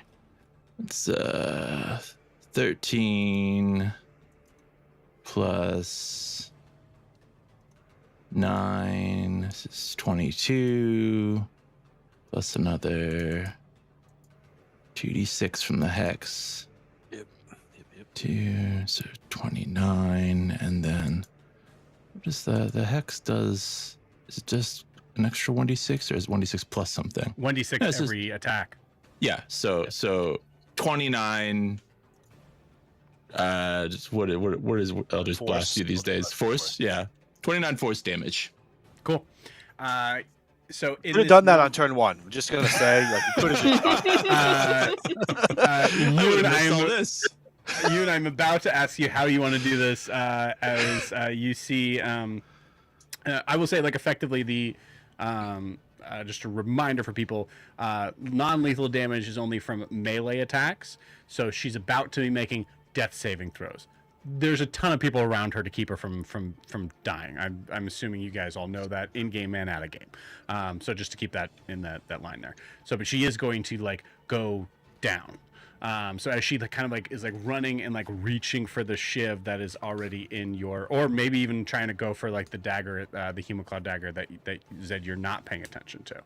Yoon, how do you take her out? If I can, stretch the meaning of Eldritch Blast a little bit to be more.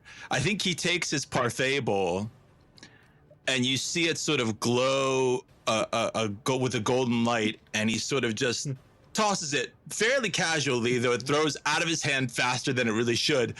Slides along the deck, and as she's running for the shiv, she steps on the bowl, slips, and just goes straight wham, straight, like neck kind of snapping back enough to cause, like that she's very out from that. Yeah. Yep. Beautiful. Fully just full concussive damage just as she slams onto the deck. We see 2 other sailors along with Nos, all having like cutlasses kind of like running up, and we see Edwin putting like a hand up. Nope, it's okay. It's all right. We got it. It's fine. So sorry about all of that. Well, Damn it, Yoon! It took you long enough. Well, I and then I'm gonna run over to her. I'm gonna run over to her, and I'm going to do. What is it? Come on. Cure wounds. Cool. Before you do that, Ogra, since it was Ogra's turn next, she's going to pick her up and put her in a grapple before you do that. She's and we don't have to. Oh, okay. They've. Okay. She's just. Well, you guys are now fighting over the unconscious body of Vera. Have fun, guys. We need some training. As Yoon is looking off in the distance, going, wait, okay, no, hold on, let's do the. And with that, we'll take our 10-minute break. See you guys in 10. I think I need 30 minutes. What the fuck?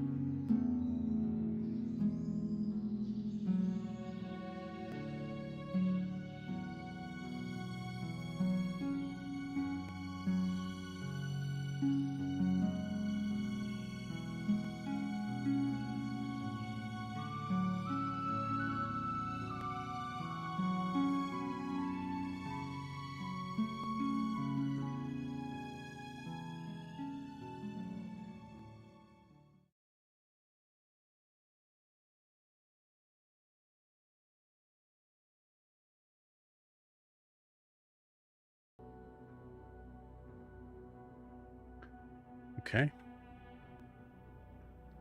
We are back.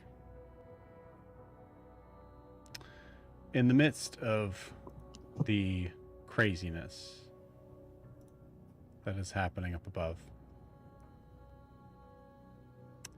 we move underneath the deck of the ship.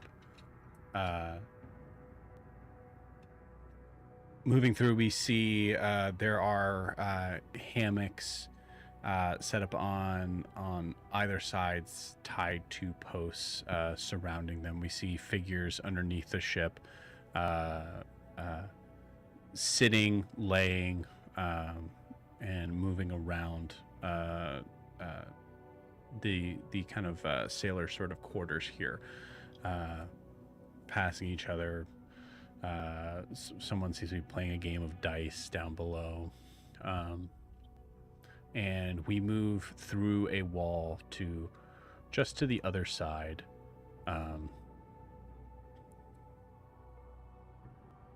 As we find the navigator's cabin, T-Wall's cabin.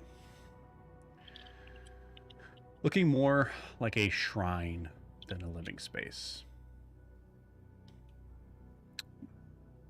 Riars, as you walk in, you immediately are hit with the scent of old parchment, salt, and the faint smell of scorched feathers.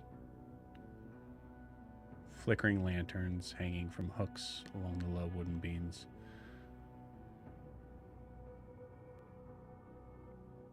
The walls themselves are nearly invisible beneath the layers of what look to all be hand-drawn maps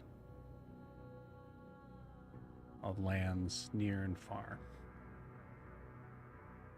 Some of them meticulously detailed, others look like sketches with cryptic sort of notations written in the margins.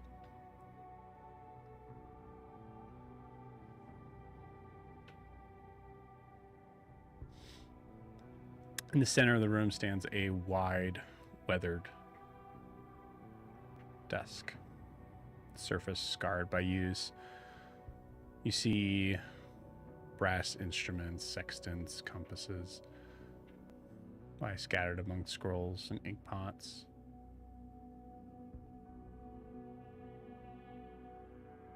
You see a strange tool that you've not seen before sitting in the corner of the room on its own sort of mantelpiece. It looks spherical, and you see that it has this sort of strange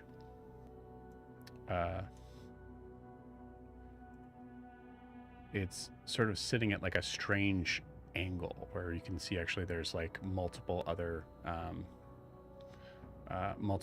rings, concentric sort of rings that are kind of moving around it. Or sorry, not moving around it at this moment, but seem to kind of like shift slightly as the ship kind of moves back and forth.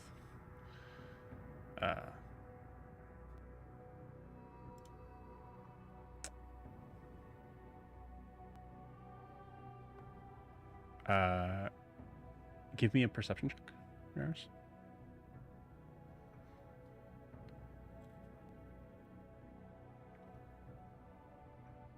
A perception, that'll be 15. 15.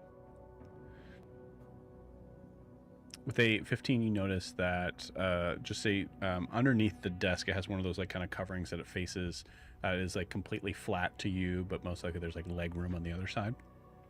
You see that underneath the board that's kind of separating, you notice that there's a corner of what looks to be some sort of bedding, like a sheet or something that seems to be under the desk, signifying there's a possibility that T-Wall sleeps here, though you see no other signs of a bed. You also notice with the 15, there's a corner that is that has a long black sheet over it.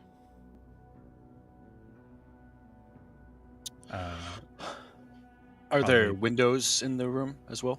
There's one window that is facing out to the side of the ship here, It's about it's about maybe 3.5 feet wide, full concentric, like full circle.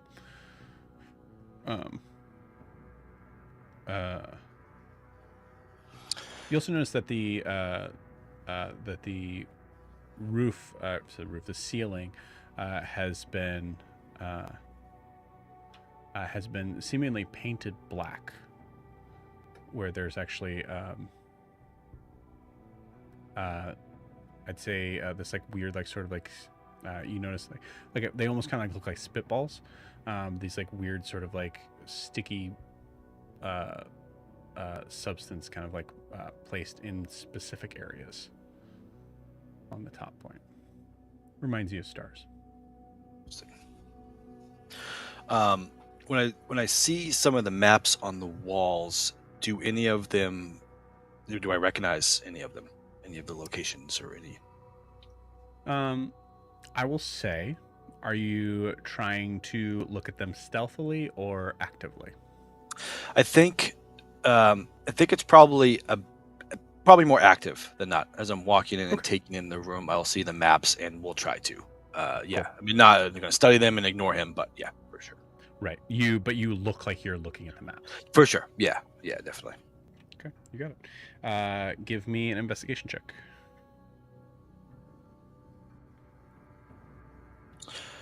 I don't know what they're made of. That is a 0. Okay. I'll give you another crack at it, maybe like when you turn to leave.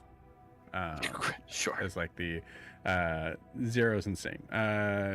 But you do know that they are maps of something. But you're unable to kind of determine which.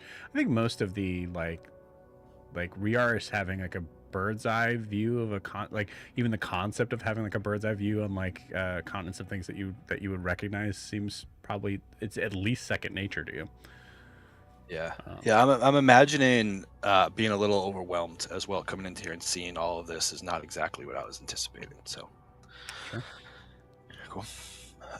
Is there a chair or any place for me to sit? Or... Yes, there is. There is one chair sitting in the center of the room, almost as if it's like waiting for you. Really meaningful. A spotlight on it. There's a little bit there. Does Garrick come in with us? Or is it just 2 of us? Garrick does not. Garrick waits outside. You see, before you even have the chance to sit,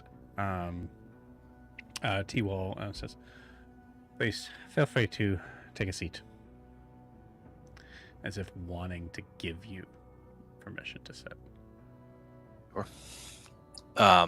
Before I do, I will, as I'm kind of looking around and see it, I'll nod to him, and I will then take out of my left earlobe the earring that I have that is kind of shaped in the way of an axe. And I will not necessarily make a show of it, but I will put it on his desk and just say, I know this might not mean anything to you, but I want you to understand I'm coming here in an interest of conversing. And what is on there is one of the most important things to my people. And even if I let that fall into your hands for a moment, I would be disrespected. So hopefully you can understand that I'm coming here with purpose. We can have a general conversation. I'll nod and sit and just leave it sitting on the desk between us. You see him try not to seem too eager to pick it up, but does look at it. I think actually like looks at you and goes, "May I?"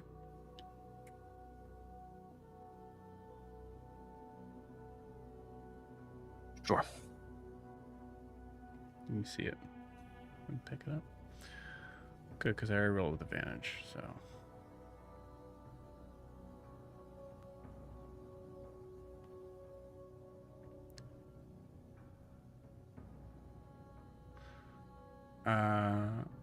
Feel free to roll me an insight check as he's looking at this.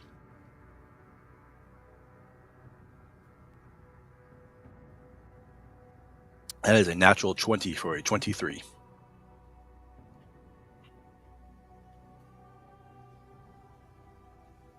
Interesting.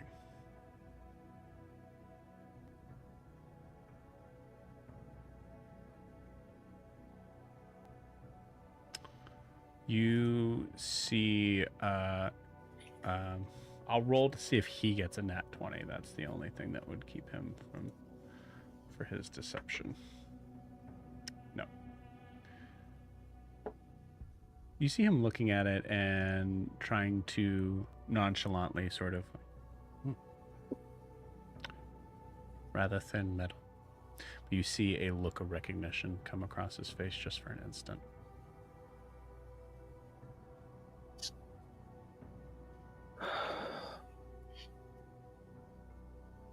Well, sometimes thickness doesn't necessarily equate to strength.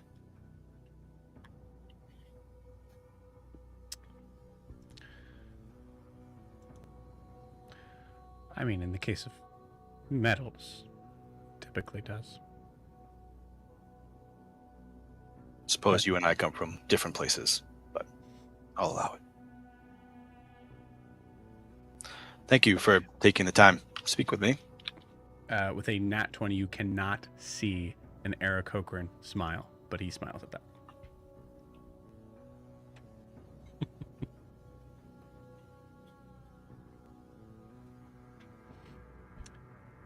So, do you have some information for me?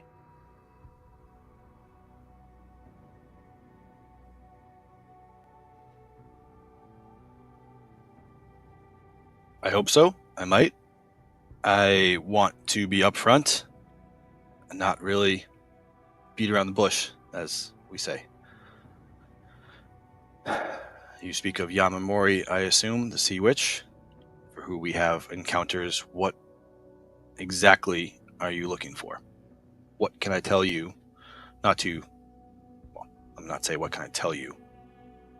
Perhaps you can help guide me as to what you need to know. Where did you encounter her? Shasavi, underneath it, so to speak.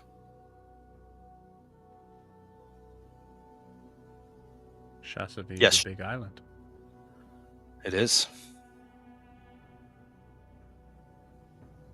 Are you aware of the towers that dot these islands?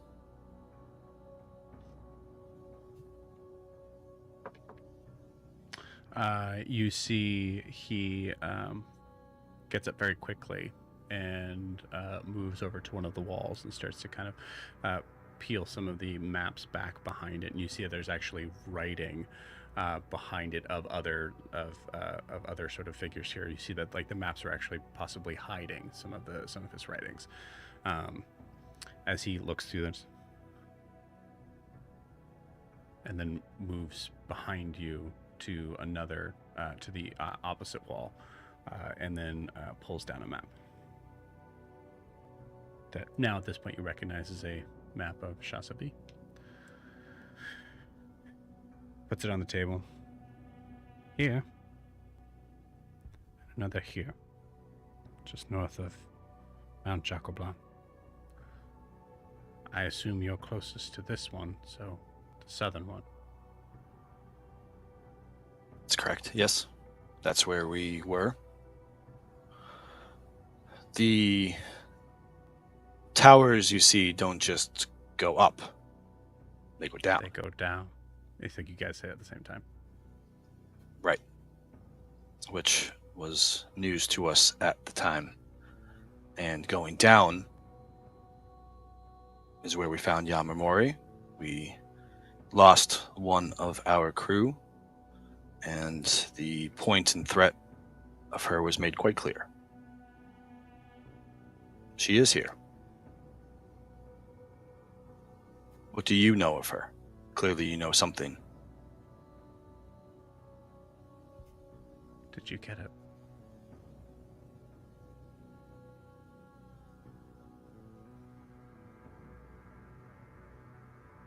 And I think is going to feel free to roll me a deception check. He's going to roll insight to, as he says, did you get it, to see if there's any sort of point of recognition across your face. You get it, is what he had said? Yep. a 19. Yeah, that's yeah.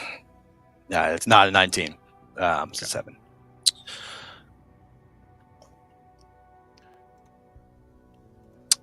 You know what I'm talking about.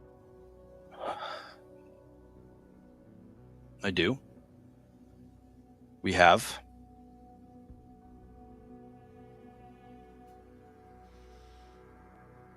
Was it already on the pedestal?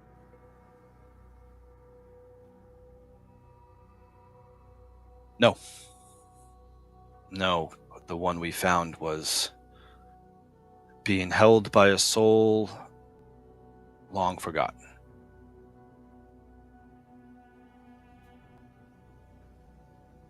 Someone else was guarding it.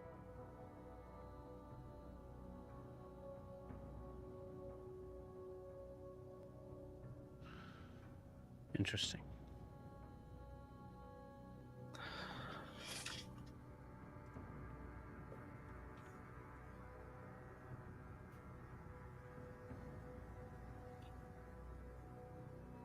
There are.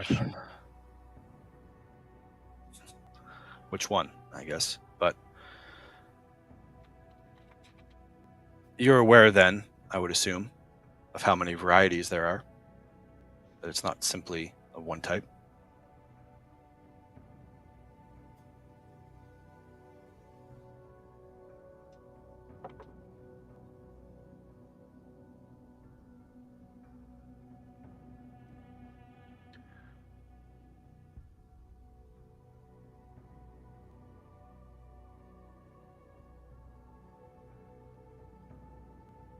I'll say at any point in time from here on out, feel free to roll like insight to see if they're because this person will be really cagey. Sure. I'm aware there's more than one.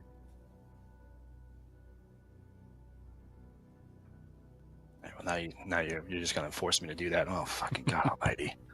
That's 5. I'm gonna keep this dice cam up. 5. Okay. Nat 1 will be the only thing. That was close. It was a 3. Oh man, 3. With his deception, will be much higher Yeah, than 5. yeah, sure. Right. To be upfront with you, Tihual, there's a lot we don't fully know. A lot we're still figuring out. A lot that we have seen in places that are on this world and also not quite of this world. And I come to you here probably against some of the ideas of some of my crew, because for me it doesn't quite matter what side you're on. Doesn't quite matter what side I am on, though it does seem that perhaps there is some level of alignment here. So I want to speak plainly from where I come from. Wisdom is said in words, not so much in riddles. So where can we help each other? We have fought against her. We have seen her. I have seen in many different times the power that Yamamori can cause, and I have seen in many different times which Yamamori was not in existence. What do you know? What do you know? Where are you going? Where did you go? The crew said you went up to the north. You come back down here asking these questions, looking for us. Why? Persuasion check. You'll get something. See how much you get. Okay, I have banked two. I've banked two inspiration dice here because that's a -1. So I'm gonna go try to do another one here for a 7. Okay. I'll save my other for maybe. It's not going great. Fair enough.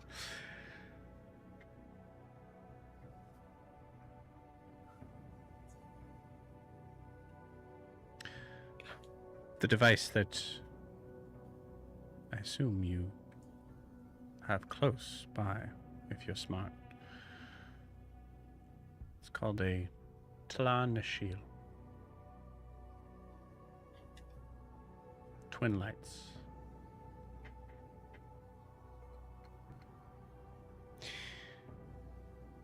It is of my people's belief that it is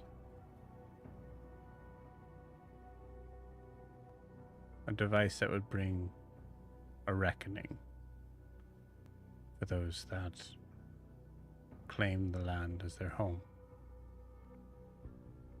which we Aarakocrans still have to claim.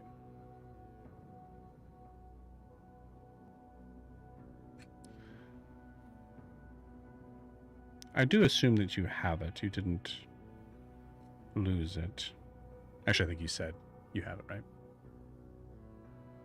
Did you say you have it? Yes. Okay.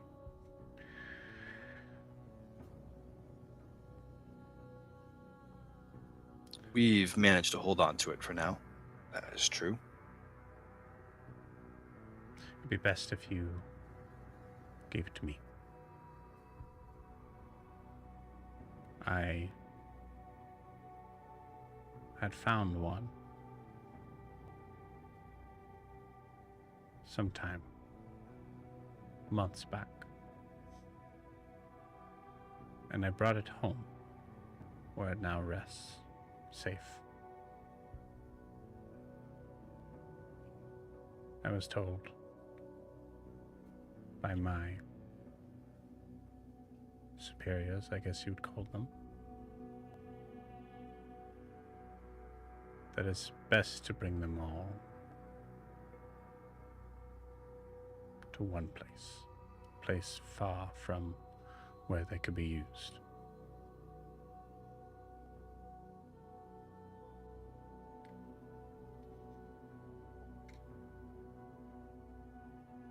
I admit I feel a bit of a loss of words, that I should perhaps be speaking to your superiors then instead, if they are the ones that have the answers. You wouldn't even begin to know how to get to the gates.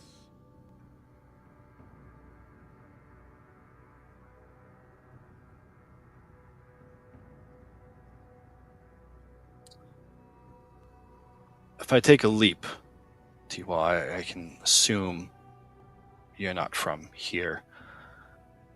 In fact, I'm quite confident.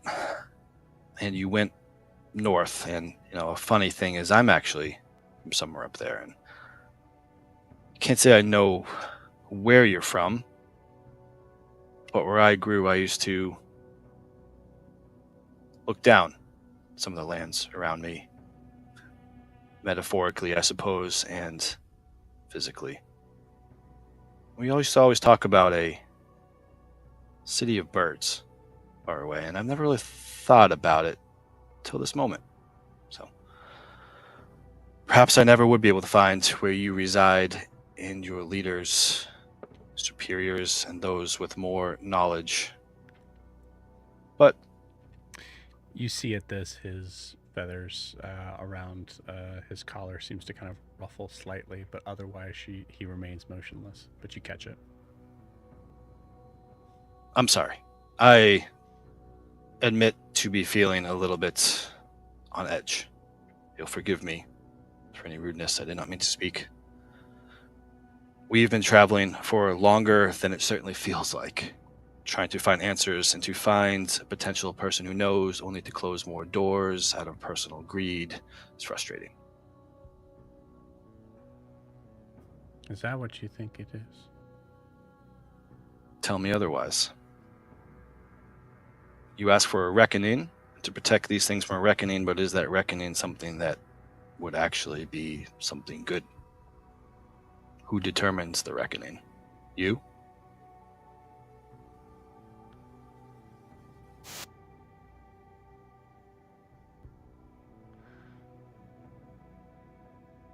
Well, certainly not you. I wouldn't pray to claim such power.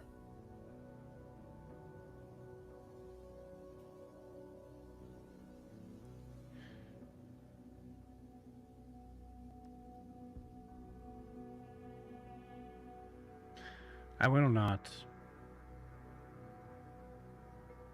as it would be below me to try to take what you have.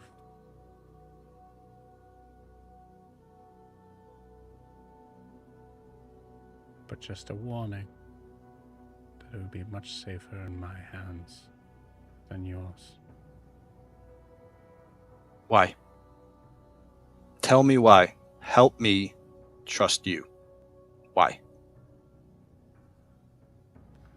Because I can take it far away from her reach. And you will always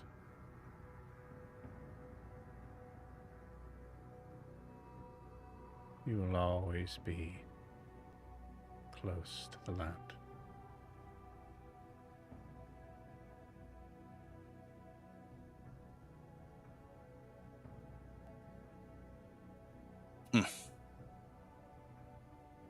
I don't need you to trust me.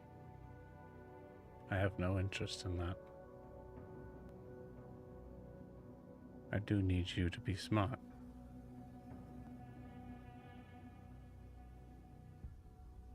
A weapon is useless if you can't reach for it.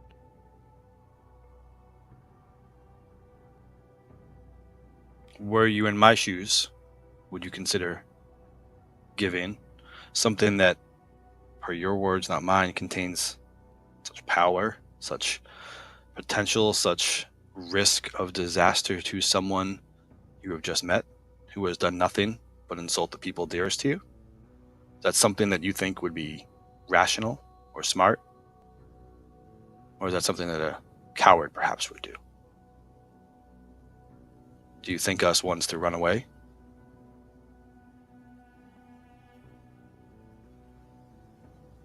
If you're smart. Are you smart, Riaris?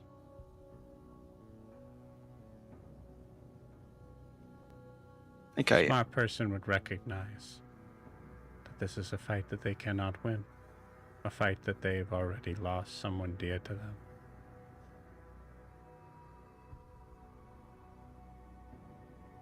And someone is offering to carry that sacrifice so that you will no longer feel the burden of its weight.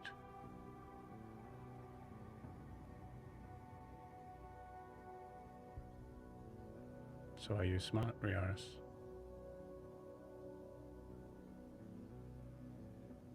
Unfortunately, I think our judgments of intelligence are slightly different from one another. Will I follow blindly to those that ask? Unfortunately, I will not. Do I think that that makes me unintelligent or stupid? No. Do you see what is in front of you? Or do you see what you wish to see, Tihua? Perhaps that's the question of intelligence.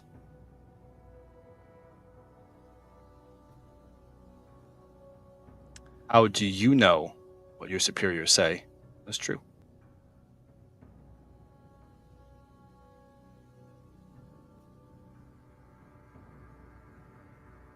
I have something more powerful than knowledge.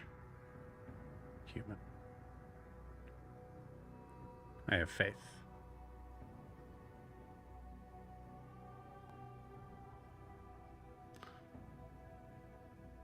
I will cater to your lowered understanding of knowing what you're getting yourself into.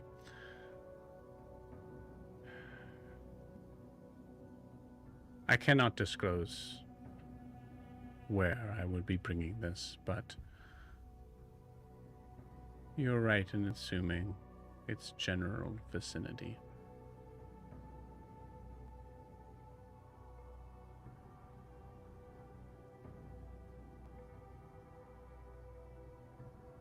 I am humbled that you would stoop yourself to such a level to deal with people such as us. I appreciate your stay of vigilance, I suppose. I'm used to I it. had hoped to have more of an agreeable partnership here, but nonetheless, I understand not always possible.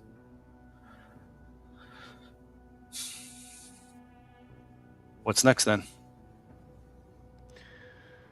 The difference between you handing over something that could be detrimental to everything that we hold dear. If the reason you're keeping from doing so is because you find my personality grating, I apologize.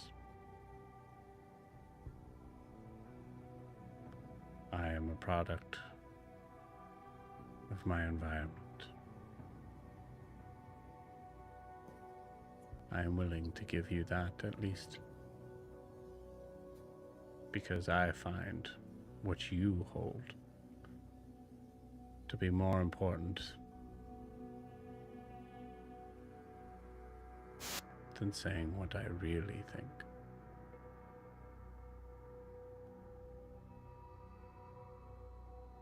It seems perhaps in that we are equals. I don't really find you to be grating, as you said, and as I am, or suppose as I have been, product of my own environment. Loyalty and trust, camaraderie. It's not, Tihol, that I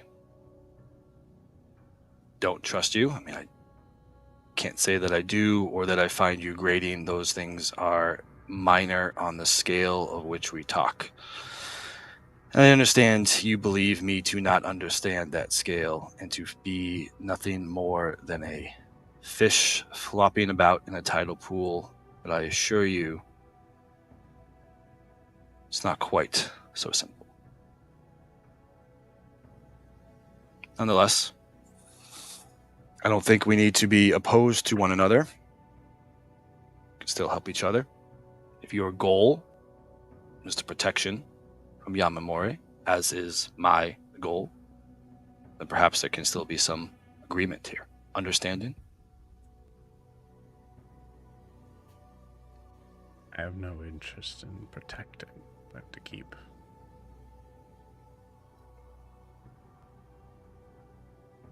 To keep her from relinquishing her full will.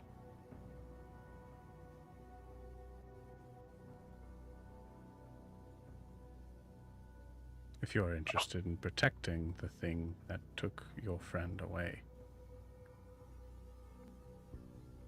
then I imagine we don't understand each other at all. I have no interest in that.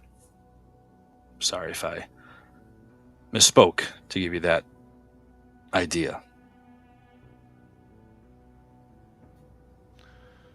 Well,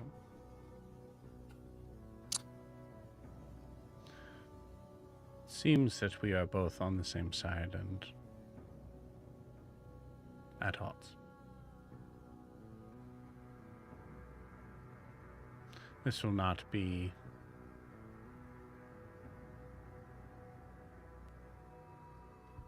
this will most not likely be the last time we meet. As I can assure you, my goal is to gather the others. Then it appears you have but a few choices ahead of you, whether that be aggression or cooperation. I leave to your insight and choice. And how would you like me to cooperate?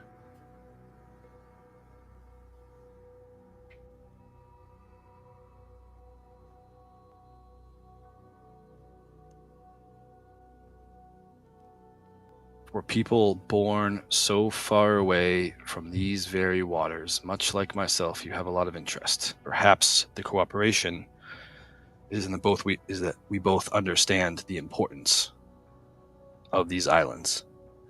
if you want cooperation, would be working together to gather these items. You talk about working together to stop Yamamori, to stop the Merlin Oak, who have their own plans, and to, if nothing else, not get in each other's way. And perhaps the most important cooperation is to, in some regard, not covet that what the other has. For the only way we fail is if we fail from within. Either you're a part of that, or you are not. That is a choice that you can make, or your superiors can make on your behalf. But it is a choice that nonetheless needs to be made.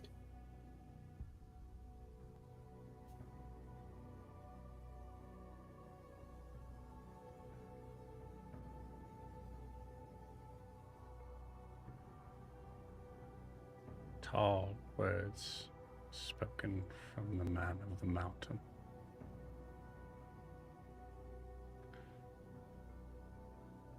Perhaps your vicinity being closer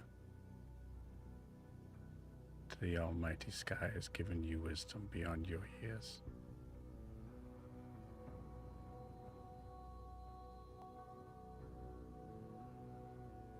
Perhaps. Perhaps something else.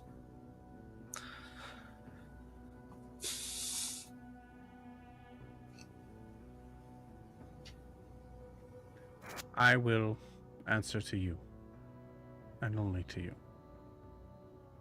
I will not connect myself with the frivolous, sycophantic group you've put yourself in, especially the Crow.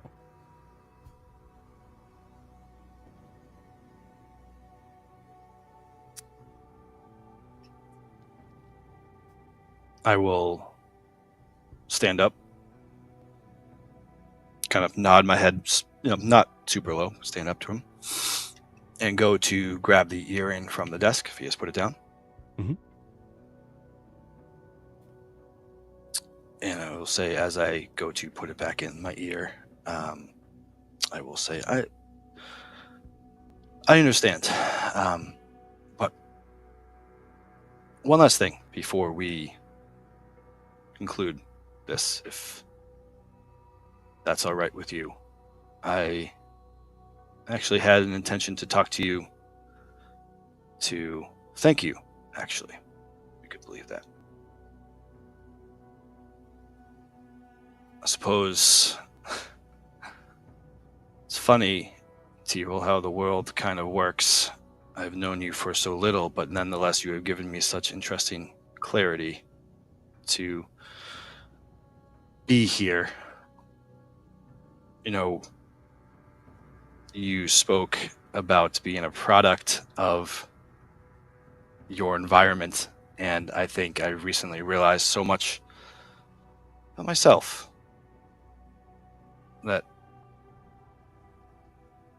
my whole life I have felt a bit like a vessel, Tyrell. You know what that feels like, of growing, decisions are being made for you, a vessel for your parents, your people, where you're from, their ideas, for their fears, for their worries, a vessel for whatever organization or church you believe in, for the commitments and discipline. You know, this earring turned me into a vessel for one of my greatest ancestors. I could carry her spirit as I walked out of those mountains. That with those sycophants, I am but a vessel to help them get where they want to get.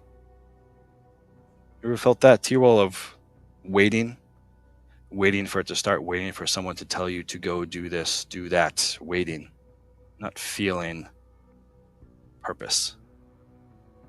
Then I met you. Something about that there is only one path, that all that matters is the path that you walk down, that the most important thing is just getting it done. Doesn't matter if it's straight, doesn't matter if it's rough, doesn't matter the people you push aside in those moments that sometimes you just need to have action. You know, recently we went somewhere and I saw my reflection in the river, and I was surprised at how much I had changed.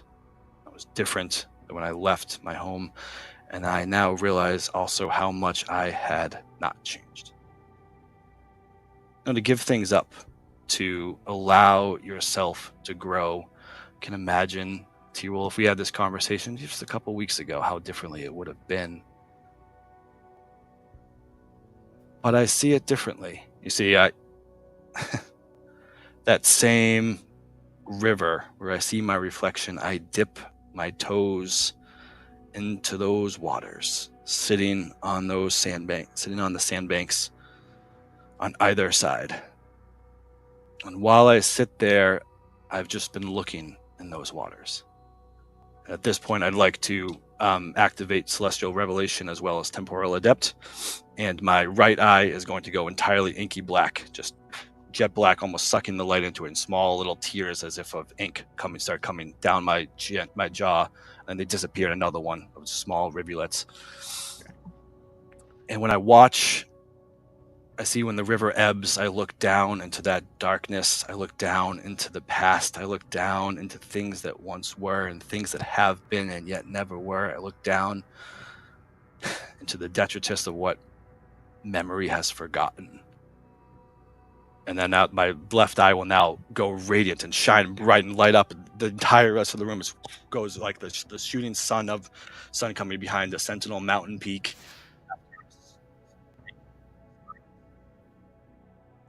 Sorry, Dan, pause just for a second. So sorry. Evie Mux is cutting you off again. Oh. You're back. Cool.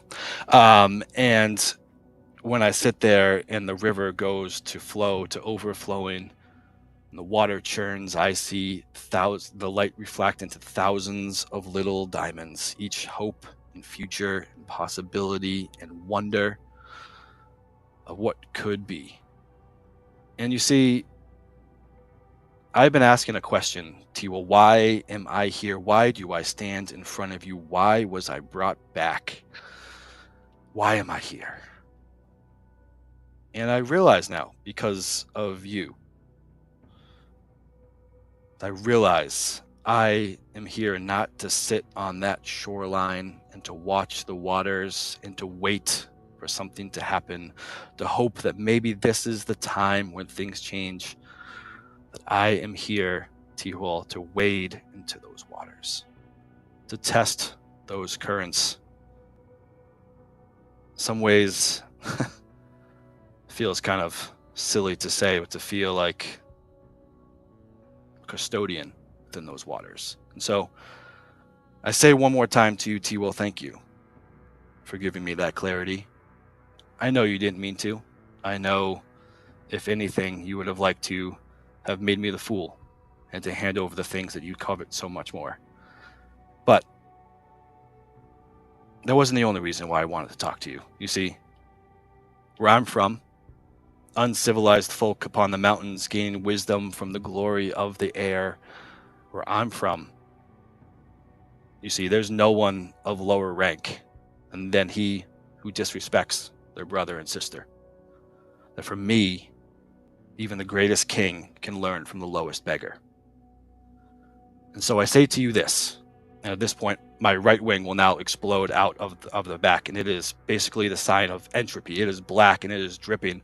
Wind is buffeting from the back, and it's almost like candle wax comes from the top, dripping down to the next layer of wings, forming and disappearing until it falls off and disappears, until it like turns to ash beneath the wings. If you ever disrespect my Arakakwan companion again, whose name was Carr, in case you didn't bother to learn what his name was.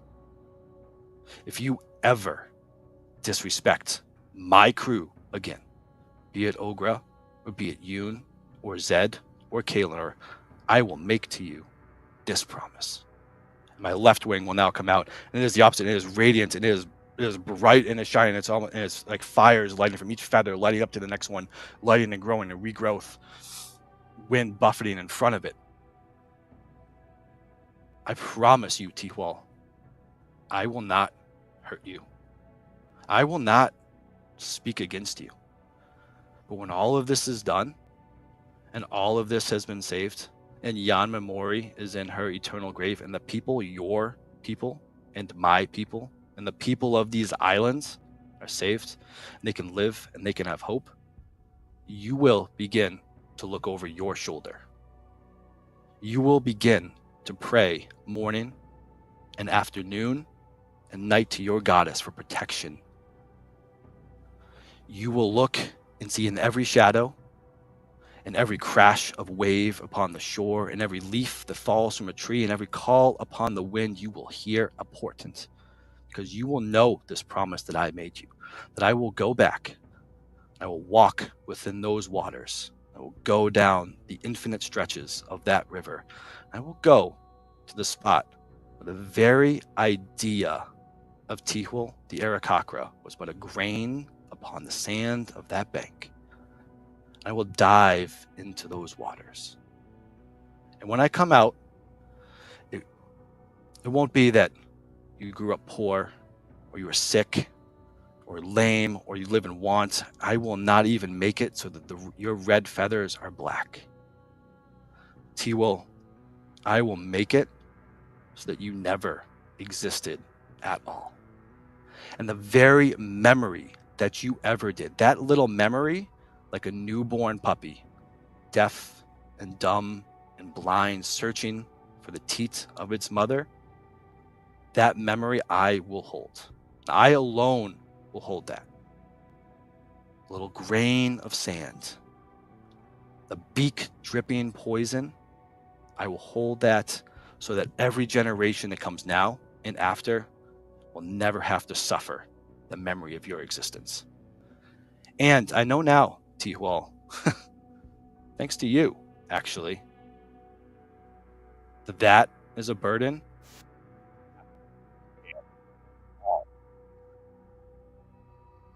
Sit,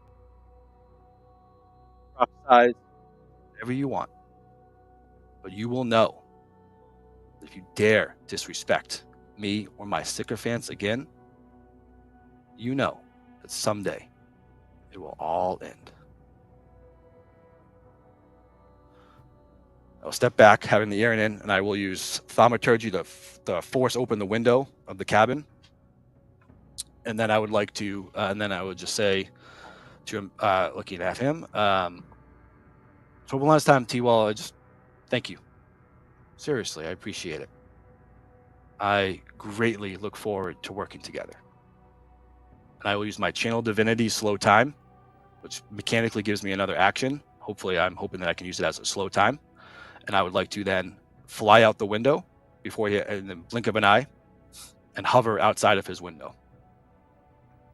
Wait for him to look at me. Just give him a look and say, have a good night's sleep. Be in touch soon. And fly off. Can I get an amen? Beautiful. That has to be an intimidation roll right there. That whole freaking speech. There's moments in a D&D campaign when a nat 20 has been decided not from the die, but from the character. That is for sure a nat 20. I think in the moment of like Riars, you exiting, there is that like, there's like, you saw like on his face that like sort of that the pride and the conceitedness started to melt away as those forms, especially the blackened from your eye, the black from the wing, and then the like opposite sort of effect of like this moment of trying to decide and decipher what are you, and being extremely confused with the duality that you brought to that. And I think in that moment of exiting through the window, that even that like that 10th of like self pomposity, like, you know, that like that idea of like trying to seem in control was gone completely away when you saw him run to the window and you met him just outside. And him recognizing, like, I just lost all credibility as soon as I ran to the window there. And you see all of that, like, seem to kind of fully melt away as she seems to give, like, the very slightest nod. But truly a loss for words, which is very unlike him. I will not even acknowledge that, knowing it, but not give him the satisfaction of acknowledging it, and fly away. And I would like to kind of hover above the ships. I think purposely trying to show, that I am up there. Of course, probably looking down and being like, "What in the fuck is happening?" But pretend not to think that. No, yeah, absolutely. I think, I mean, yeah. I think I would hover, and then I would use to further the point. I would then use expeditious retreat upon myself and dash. And I'm looking to go back to the Wreckless ship. I am done with this game. So Okay. I'm now going back to the ship. So you said that, like, in a moment you. I think I'm going to go up and yourself. kind of hover. Yeah, just kind of go up there and hover and fly, and then I'm done. There's a moment, like, as there's like kind of a quick sort of cut scene of two instances of Garrick kind of like pushing the door in, like as soon as this window was like let loose, and you see like behind T-Wall, you see Garrick's face, like kind of a questioning and like probably talking and like asking questions, but we don't hear any words. And then it cuts to like pulling to the deck of the ship as we see a sailor just kind of elbow another one and just kind of point up, as we see Riaris giving a resounding sort of resplendent display of power, as you are a beacon in the night sky, and with that you fly off towards the Wreckless. Dan, please take a point of inspiration. Beautiful. Thank you. Incredible.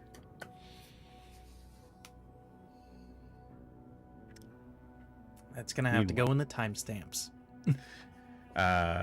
Meanwhile, you all are we'll say, Sorry to ruin the mood, everybody. We're having a good time. Sorry to, not See, ruined what at happened freaking was all. all of our chaotic insanity all came around, and it was tranquility and pure for There's a you. moment where I actually am very happy that I didn't cut to Riars during that. So, yeah. Mm-hmm. Yeah. Cool.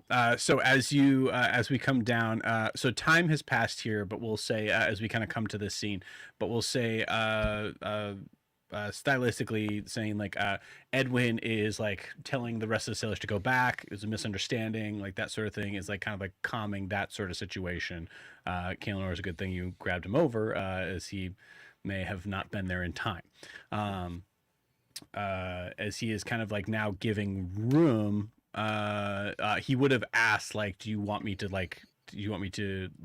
throw her in the brig? Like, we can handle this. I'm so like probably 1,000 apologies of like, she's crazy, like that sort of thing, like trying to kind of explain that away. I think so, like, representing what happening, because you're right, Ogre, you would be next in that. So Ogre, you are like grappling her unconscious body to try to tie her up. Correct. No, I'm fully just like holding her like this, and as I'm holding her, I'd like to cast Cure Wounds as I'm like grappling her. You got it. Cool. Awesome. Give me an athletics check just in case it comes up. Okay.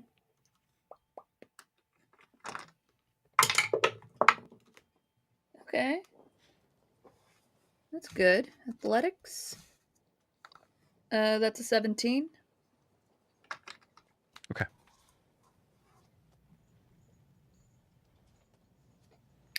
And I heal her. Not doing it at 3rd level, no.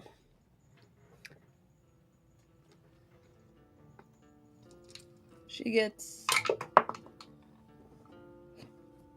Ogre's not too happy with her, so she's only getting 4 points of healing. Okay. Okay. As that is happening, what are the rest of you guys doing in the idea of like this taking, 6 to 10 seconds here? So is this pre or post Riaris bursting from the ship and flying back to our ship? We're gaining what happened up until this point, and then when we start on that point is when you'll see Riaris. Okay. So Yoon's just still sitting back. I mean, like, he's probably talking with, like, since Zed asked why he didn't step in earlier and whatnot, and so he's so you're on the upper deck. You're not. Yeah, you're no still sitting longer on, exactly like, where I mid-deck. was. Yeah, it's just. Well, no, I was just. I forget where I was exactly. It would be just an awkward conversation because you are like 10 feet below where they are. There was like stairs to kind of come up here. But he was just yelling it. He was, stay there. He's not. Yeah, I mean, he really was just. I just thought you all could handle one gnome, just one. With what we've been. You know what? It's fine. So I think you could be at this moment. You could be like hanging back as Cedric is like trying to explain to them, and you're able to kind of conclude this. But also he's a captain, so at a certain point, I think he starts off with explaining, and then eventually it's just like, I'm the captain. What am I talking about? Go back to work. As he is, he sometimes forgets. Cool. Nas is staying there, so I'll say like in the space where you're at, Yoon. Edwin and Nos are around you, probably, like kind of surveying the scene, but sort of staying in the distance. Yeah, I think, I mean, maybe I tell them a little bit about like how this is not completely abnormal for our crew. Gotcha. Yeah. There's a lot of like explaining back and forth of like, oh yeah, no, we saw there was this one sailor we had, and that goes to the story of like they had a draconic sorcerer on their ship and they didn't know, who just discovered their powers the day like on the ship. Like, that's good to have on the ship. Yeah. Incredible. Cool. Anything else everybody else is doing? Like, so we'll say this is more of like a sense of like, where are you guys? Because it would be a short amount of time here. I'm probably right next to Ogra, and I'm yelling at Yoon that she's not just some regular gnome. Okay, cool. Yeah, I like that. Cool. Kaelanor. Kaelanor is leaning against like the railing of the ship, just looking on, and it's just like, I feel like I smell burning toast. They feel like they're having a stroke. And Fully is just like, what happened? Like, still processing everything that happened, but is also like surveying any of the sailors, making sure they are going back to work, just in case shit pops off again. It's like that adrenaline crash of like, okay, that's done, but fuck, I never know with this crew. I think you lean against the railing of where Vera was like launched into and over. So like as you're like leaning against it, you feel just like as the top part of the railing is broken off. You catch Edwin's eyes. Edwin's like, I didn't. I'll just leave it on the floor. Needed to be repaired anyways. Yep, totally fine. Okay, great. Should Ogra turn off the wind? Yeah, Yes. I will say Yes. above board assumption is you did, because you're having to grapple and all the You're grappling things her, that just blowing please at turn off her. the wind. The DM's begging. Yeah, Car, where are you? Carr is just perched. He'll move to the topmost mast, and he's just perched watching. And since there's no fighting, he's like, I'm just gonna sit up here invisible for a little while. I'm just gonna watch it. You got it. Let this pass. Let's see what goes on.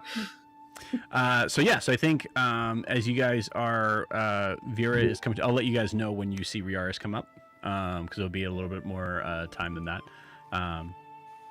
But yeah, you all see Vera kind of come to. Just don't go. Listen.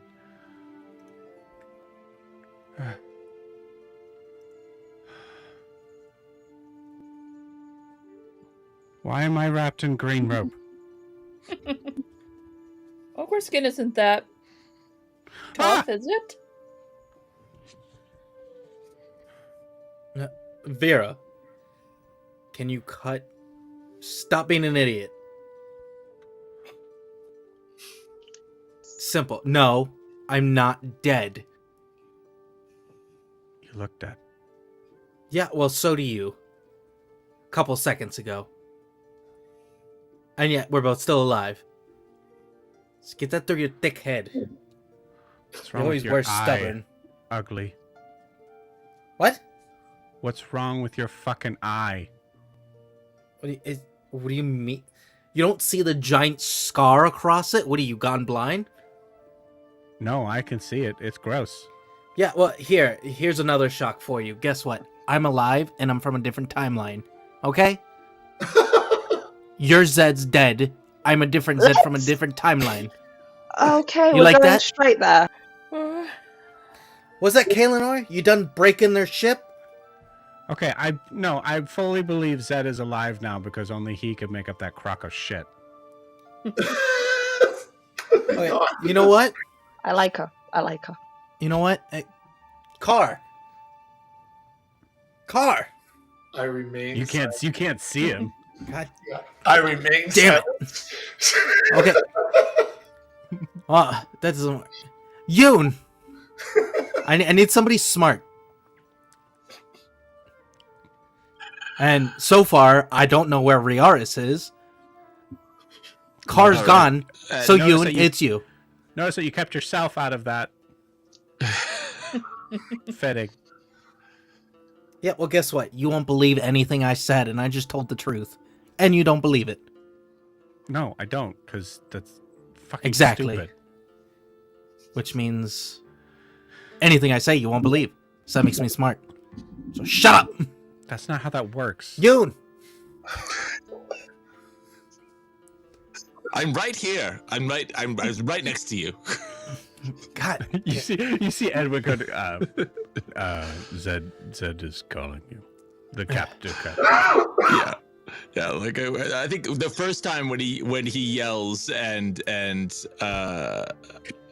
kind of when he asks for somebody smart, it appeals to his vanity. Like Ian does walk over there, and then when he yells again, like he is there. He's So right, it's he's like, right I'm there. right Yeah. here. Yeah. Just convince her. Tell her, different timeline, I'm alive and not controlled. She won't believe anything I say. And she's not What? going to believe Ogra, because Ogra apparently is green rope, and Kaelinor... gross. Listen, you don't have to make shit up. I was there. I was with you. I recognize what happened. You don't have to make up some sort of other timeline bullshit. Oh, really? Yes. Yeah. Okay. Okay, stranger. Yeah, convince me. I'm not going to do that. How could anyone? What evidence could I possibly give you that somehow he's from a different? Do you even know what a timeline is? Like, Yeah. Convenient. Right, great. So the Oh point my is, are you done trying to stab him for whatever previous? If there's a new reason, great. Literally. But previous reasons aside, I'm I'm now in the assumption, the belief that he is alive and had to come to terms with it like I did, and decided that he did die and is now from a different timeline. That makes more sense to me. You know what? that's fair enough. Inside That'll work. check? Sure. She doesn't have to believe you, Zed. She believes that you've gone insane I believe and you're came an back idiot. or coped with your problem by believing know that what? you're from a different timeline. You know what? I need a grand gesture or a sign for her to believe that this is the truth. You need a grand gesture from me. No, I don't know. Something crazy that you will believe that I'm telling the truth. I think what you need is maybe some. I don't believe you're telling the truth, idiot. Okay, listen, dumbass. Do you remember a Jacques Silverman? No. God damn it. Jacques Silverman was on the island, not on the boat. No, he was on the boat. I saved him from the wreck. Okay. My notes have that it was another wreck that you saved him from being on the island. But that's all right. That's fine. I will say, just for simplicity's sake, she has no idea what you're talking about. Yeah. God damn it. Why is it Was important to he you that she? also from that different timeline? What? No. I don't know. He would have to be. Yes. I mean, Oh, that's that not what it- particular one would be. Okay, she's important because she was like my best friend back then. Okay, I didn't have Wow. anybody else to run to. Yeah, back then. Do we have a new crewmate? Are you coming with us, or is this like? Can we settle this at some point, or are we just gonna stand here and argue? I think there's a moment where, and Zed, feel free to say no to this. I think there's a moment where both Zed and Vera turn and look at you and yell no at the same time. Yeah, pretty much. Okay, well, I'll get another bunk ready. Just welcome What's that deja aboard. vu? Oh I feel like my I've seen this before God. somewhere. I feel like I've seen this somewhere before. I'm not going. Yeah. All right. Yeah, I'm not going. Oh my God. Ogre's just gonna walk away with her in her arms, still trying to get away from all the yelling. Yeah, let her calm the hell down. She can't get out. No, let me go. Let me go. That freak! You have no idea who your captain is. And Ogre, where are you taking her? I'm taking her down into the kitchens, away from everybody, and To trying your to get kitchens? no, to the kitchens down here. Oh, 'cause to I the don't know kitchen. if we're Okay, cool, leaving. cool, cool. Yeah, so Annette will know how to solve this. Oh, Cool. You so, see, you- you kind of like go into the dining room and you see Annette is enjoying a parfait herself in the corner of the room, kind of staring at the table of stuff that still needs to be cleaned off. I was gonna get to it. Okay, all right, and puts the parfait down and starts to kind of clean the table. Oh no, do you have something that's like calming, like tea, or something that's gonna like make people calm? Sure. Or a Yeah, shot. yeah, absolutely. Hi, Vera. Is she okay? No, I get it. And you see her go into the kitchen. If Ogre puts you down, will you not try to stab Zed again? Right now, I can't make that promise. Okay, we're just gonna sit like this then for a bit.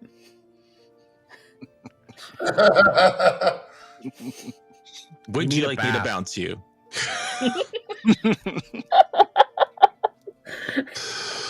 Just, woman to woman, you need a bath.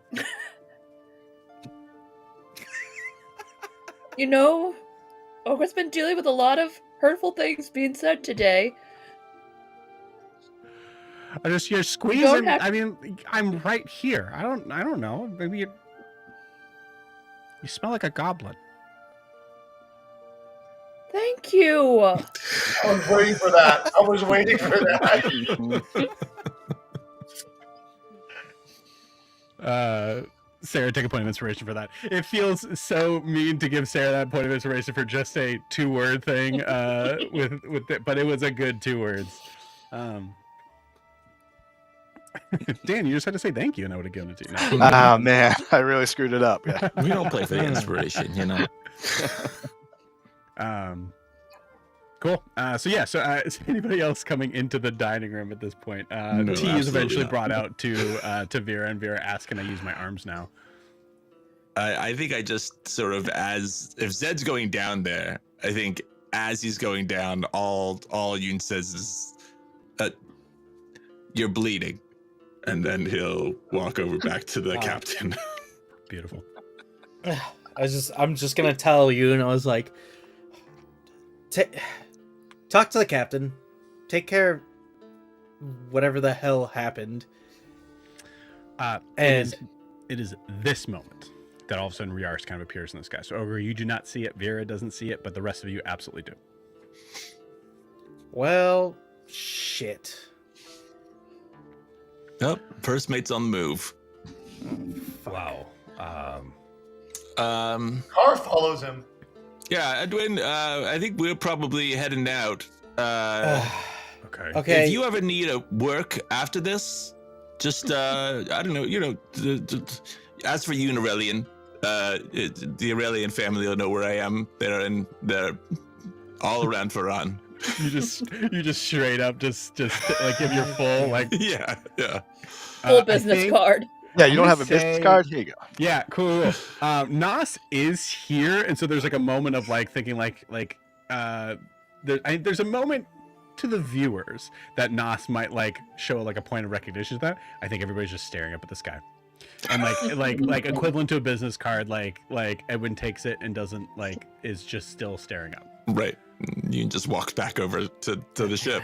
Right, yeah. Yoon, get Kalinor, go to the ship. I'll get Ogra and a little monster right now. Hey, do you think is T-Wall still? Oh, you're gone. Okay. Yeah, Edwin, Yeah. stop staring at my first mate, and let's go Alright. talk about this whole Vera situation. I mean, you can have her. No conversation necessary there. All right. Well, I'm gonna need some rope and Well, okay. Hey, Zed, captain to captain. You come here for a second. Actually, Nos, I need you for this. So here's the thing. Strictly speaking, from where we all come from, at least, from Valshar is a big no-no, and Nos, that's like a big no. Yeah. Tying them up kind of gives it a little bit more of a feeling of like a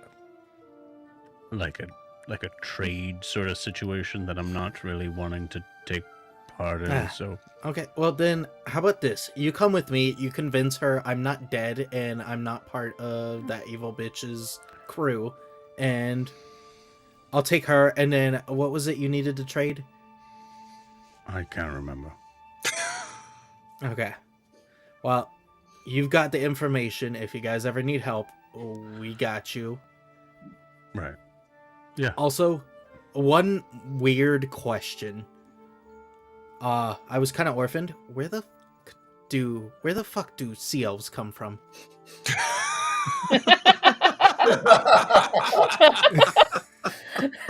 Where do babies come from?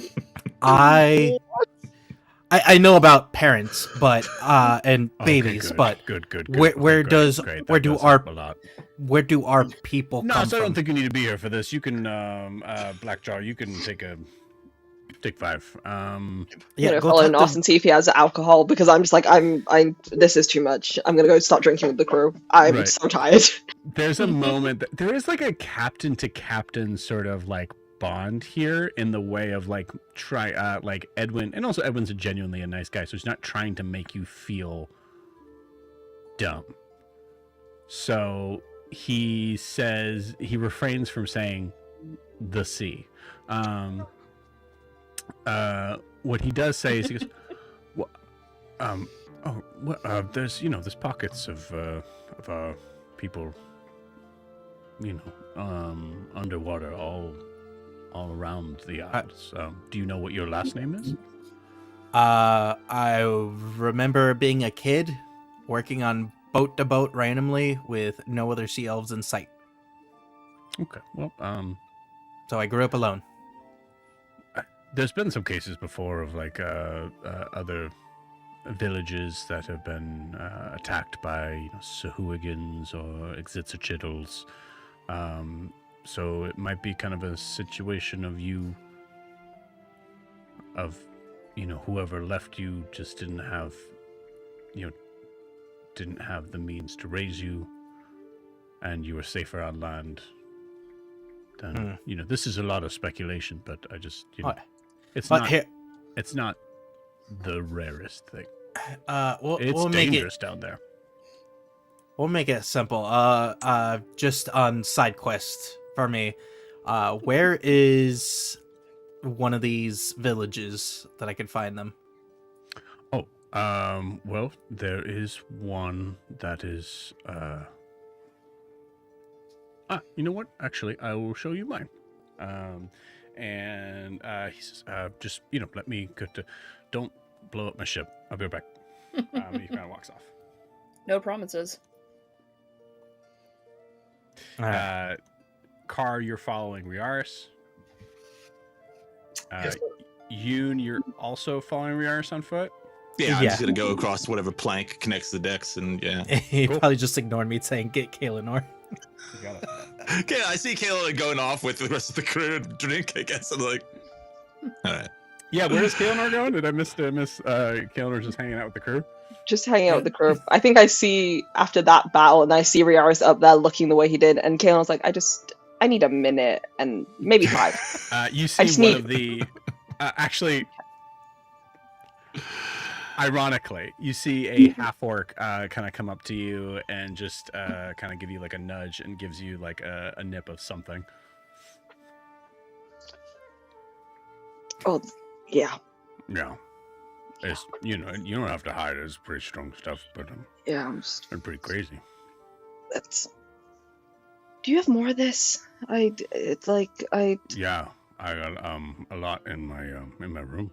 If you, Yeah. or I guess yeah. I could get it.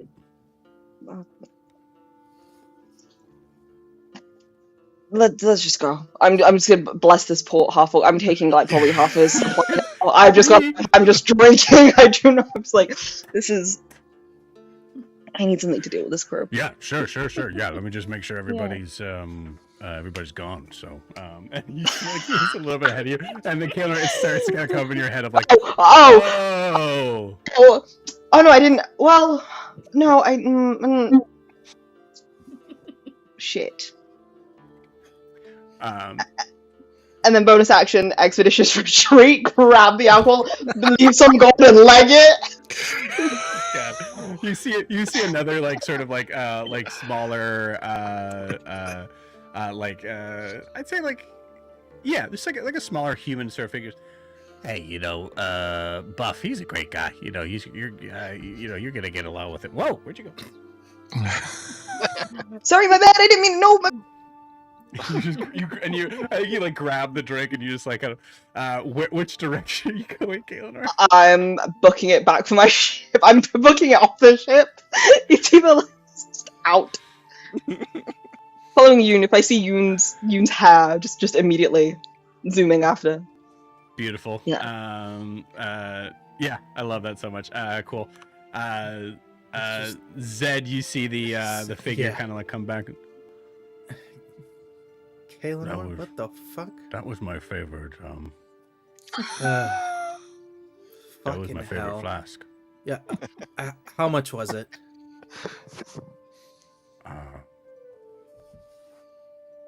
Like 2 silver. All right, here's a gold.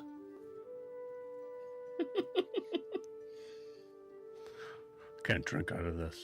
You see the human buddy go, all right, Buff. Yeah, no, it's okay. No, come on. I got this. It's okay. Sorry. Hey, you can't win them all. You can't, and goes on. The captain walks by both and just goes, hey, back to work. And just comes up with a map. And it is a map of what looks to be it is a map of Faran and Chasavi and Betladife. Betladife is just a landmark, sort of like marked around. There's absolutely no there's no markings on it whatsoever on that side. But you see marked in the middle, relatively pretty close to where you guys are now, is a dot.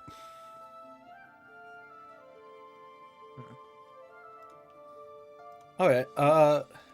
This dot is what's the name of the village? He tells you the name of the village. I don't know right now. Okay. How deep is this? What'd you say? I wouldn't worry about it. You're a sea elf. Well, I know, but we can breathe underwater, right? no, it's in case one of my crew wants to go with. Oh, they cannot usually. Oh, okay. Most of them. I mean, if we can cast breathing or something, water breathing, or is it like crushing depth? Oh, no. It's not too deep for. I mean, it might be difficult on their bones and stuff, but if they were to live there, they'd probably eventually, just become a. I don't really know. I'm not really sure. Them dinsless bastards. Okay. I appreciate for this map and everything. Yeah. I'm guessing in payment, I'm taking Vera off your hands. Nope. No, we're just taking her off your hands in general. Mm-mm. No. Nope. Okay. If she chooses to go. All right. Well, let's go talk to her. Zed, where are you headed? At this point, first mate knows, and he. The captain doesn't know where the ship's headed? You know when you've had a lot to drink, and you make a heading, and you're too embarrassed to tell them no. You see a look of recognition all the time. Yep. That's why we got a first mate. Well, if you're making it anywhere around Ferran, I would just slave trade is a big no-no. Yeah, no, in my time, her and I were like best friends. You don't need to explain to me. All right. Less I know, the better. Plausible deniability. I got you. What's that word? It means you don't know, you're not charged with it. Yes, I don't know what I don't know. All right, let's go talk to Vera and calm her down. Okay. Well, I'm gonna say out here, she's I don't know where she got that shiv. Oh yeah, here. By the way, it pulls it out of my leg.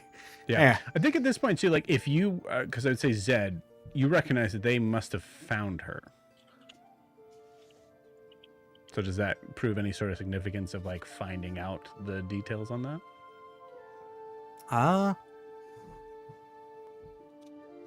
Yeah. You can say no. Yeah, no. Okay. Yeah. Meanwhile, back inside. Okay, could you seriously just give me a little room? To Ogre. Ogre's just like right next to her. Sorry, but you did try to stab one of Ogre's friends. Or Ogre wants him to be Ogre's friend, but he's not. Ogre's trying to explain this better. Zed isn't lying at all. I know, yeah. He's crazy. Well, that too. Yeah, that makes more sense. I mean, otherwise, why would he not try to contact me? Well, Ogre knows this sounds really crazy, but Ogre's really bad at lying, so you should know what Ogre's about to say is the truth. And see, that doesn't really. What's your name? Vera. Vera. Ogre is your name, right? Because you keep saying Ogre Yes. is. Okay. You explaining to someone that you're bad at lying doesn't help them assume that you're not lying. Because if you're good at lying, then you'd be good at lying. Ogre doesn't really see the logic in that, but Ogre's being honest. Ogre was there when the Zed from this timeline was killed. It was a few days ago. Okay. And it was the Sea Witch that did it. And she has his body. And she took it away. We Who were told you in this? a... Ogre was there with everybody. You saw him die? Mm-hmm. You see her eyeing any cutlery or cups or anything that is on the table. She is now fully back to the assumption that he is dead. Ogre's just gonna put her hands on her hands. the sea witch took him, but you know who the sea witch is? Unfortunately, yes. I'm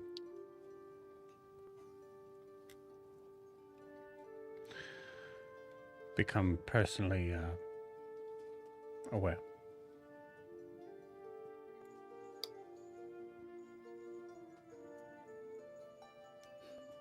There's this woman called Sylvia who brought us all together. She says that it was, and Ogre still doesn't see how it could be, but our destiny to stop the end of the world. And Zed is a part of it. Okay. Yes, I know. No, I believe you now. I didn't before. No, Now you I don't. do. I can hear it in your tone. No, I fully do. I understand. I also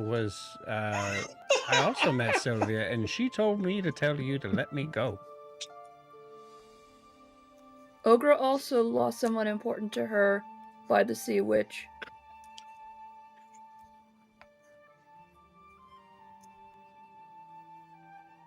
I'm sorry. The Zed you know there, that's on the ship, isn't dead.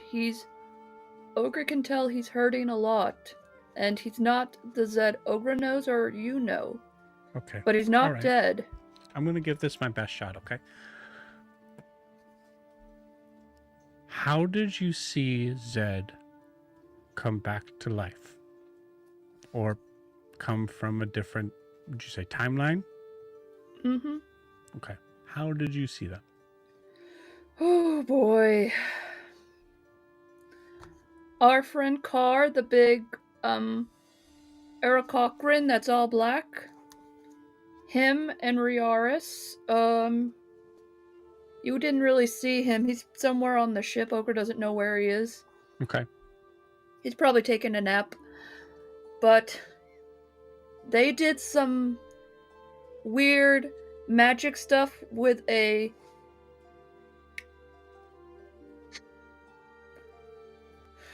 Ogre really isn't the best one to explain this. Okay. I guess I set a fire to just saying this. Did you see him come out of water? No, he got sucked out of something. No, when he came back, or when he was in a different... Did he come up out of the water?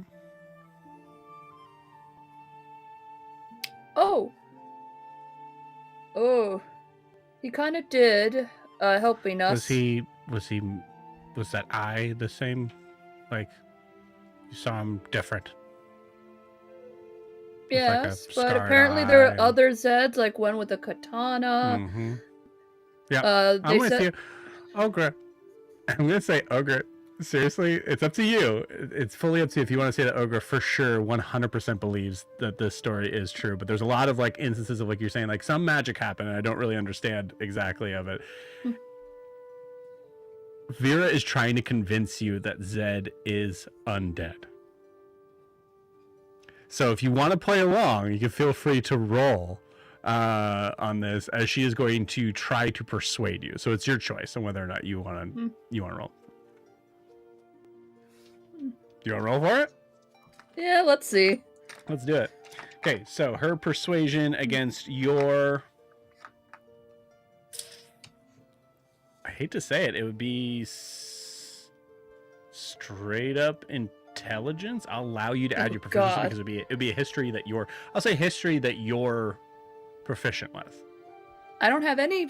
Like, we took the history blah, blah, blah, blah, blah, blah, blah. Yeah, no, I'm saying you can add your proficiency to it. Because it's I have no history. proficiency in history. I'm telling you, you can add your proficiency to it. Oh, okay. There you go, yeah. God, no. Use your inspiration. That was cocked. This would be a crazy reason to use inspiration, I'll be honest. Ooh, that was not great. I got not that great. 3. I got a minus the 3, but plus the 2. is a 4.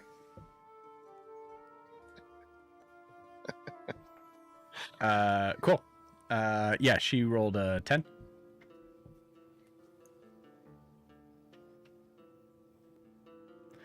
So you are starting to like, wait a minute. And I'll say this is when Zed walks into the room. Vera, you brat, have you calmed down? Ogre? Let me go, Ogre, and I can make it all go away. Okay?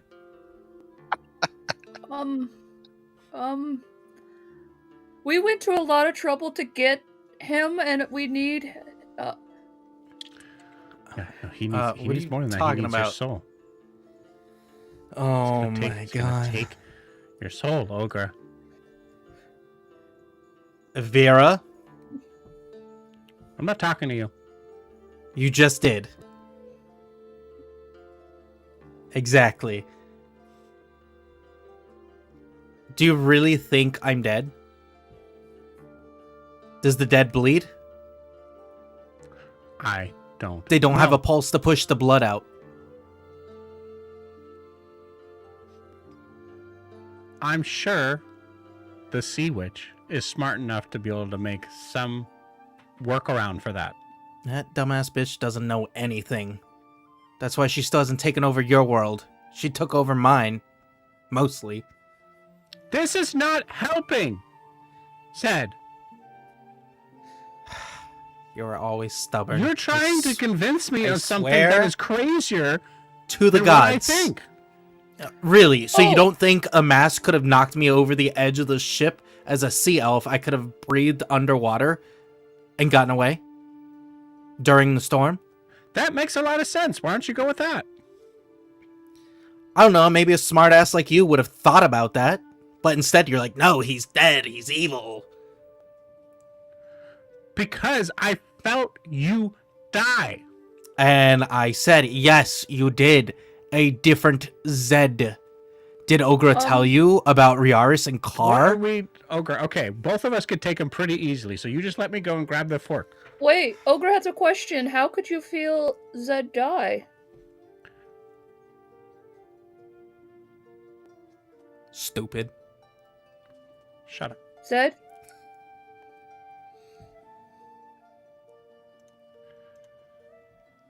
I don't know. I just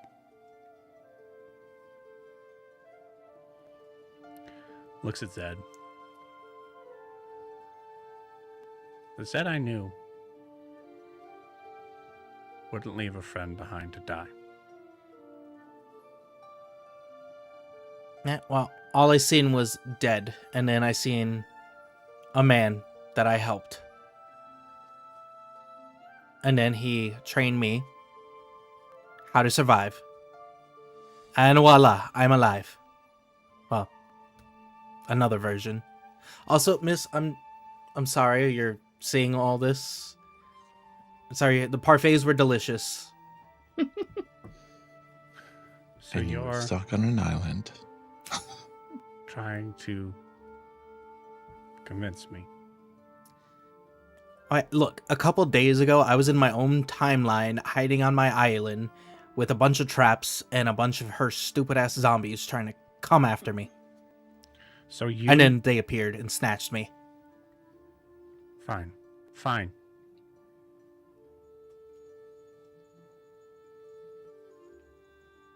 Vera, do you know what an ashwing is? You see she's not looking at you, she's just looking at Zed. Look, we got her, Ogre, Shut Giant up. Goblin. Stop talking. Shut up. So If annoying. you're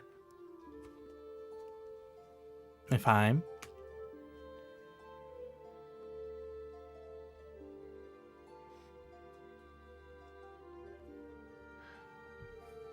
from another timeline, Ooh.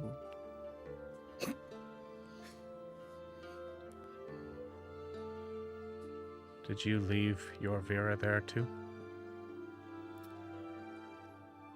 No, she actually passed. You do not know that. This is why I gave you above the session thing. Like, if there's anything I need to know, right? You do not know that. Yeah. I'm just saying. So go ahead and roll me a deception check. 18. 19 on the die. Damn it. You're lying. Okay, well, I don't know. Fine, I believe you. Let me Oh go, my please. god. Okay, here's your shiv. I don't need it. Why? Watch. Look. Here it is, right on the counter. Oh, I'm gonna turn my back now. And he's just gonna stand there with If his Ogre's hands letting up. her go, she's gonna walk out. Vera, wait. If you want, you can come onto our ship. We're going to, Zed, how do you pronounce it again? Oh yeah, about that. We might have a side trip. Maybe I talked to Said Edwin. focus. Drew, focus. It's 108. Focus. Yeah. Varan. We're it's Varan. Varan? Instead of being on this ship just for how many days, you can come with us, and we're gonna be in that island in like 2 or 3 days with you and Zed. And you don't have to see Zed if you want to. Ogre has her own tree and a hut, and you don't have to talk to him. We do have a giant panda bear. No, that's not a very good thing. Fine. But Yeah, you if can you drop wanna me off come. with Ferran.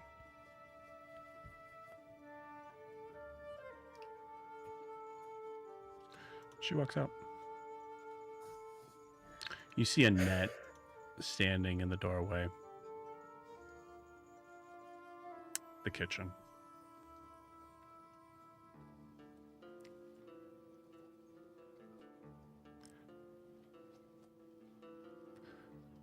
It's none of my business, but I think you should know she has been...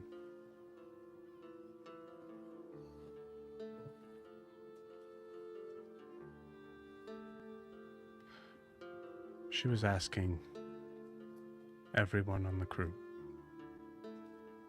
and everyone where we left, anyone had us sending.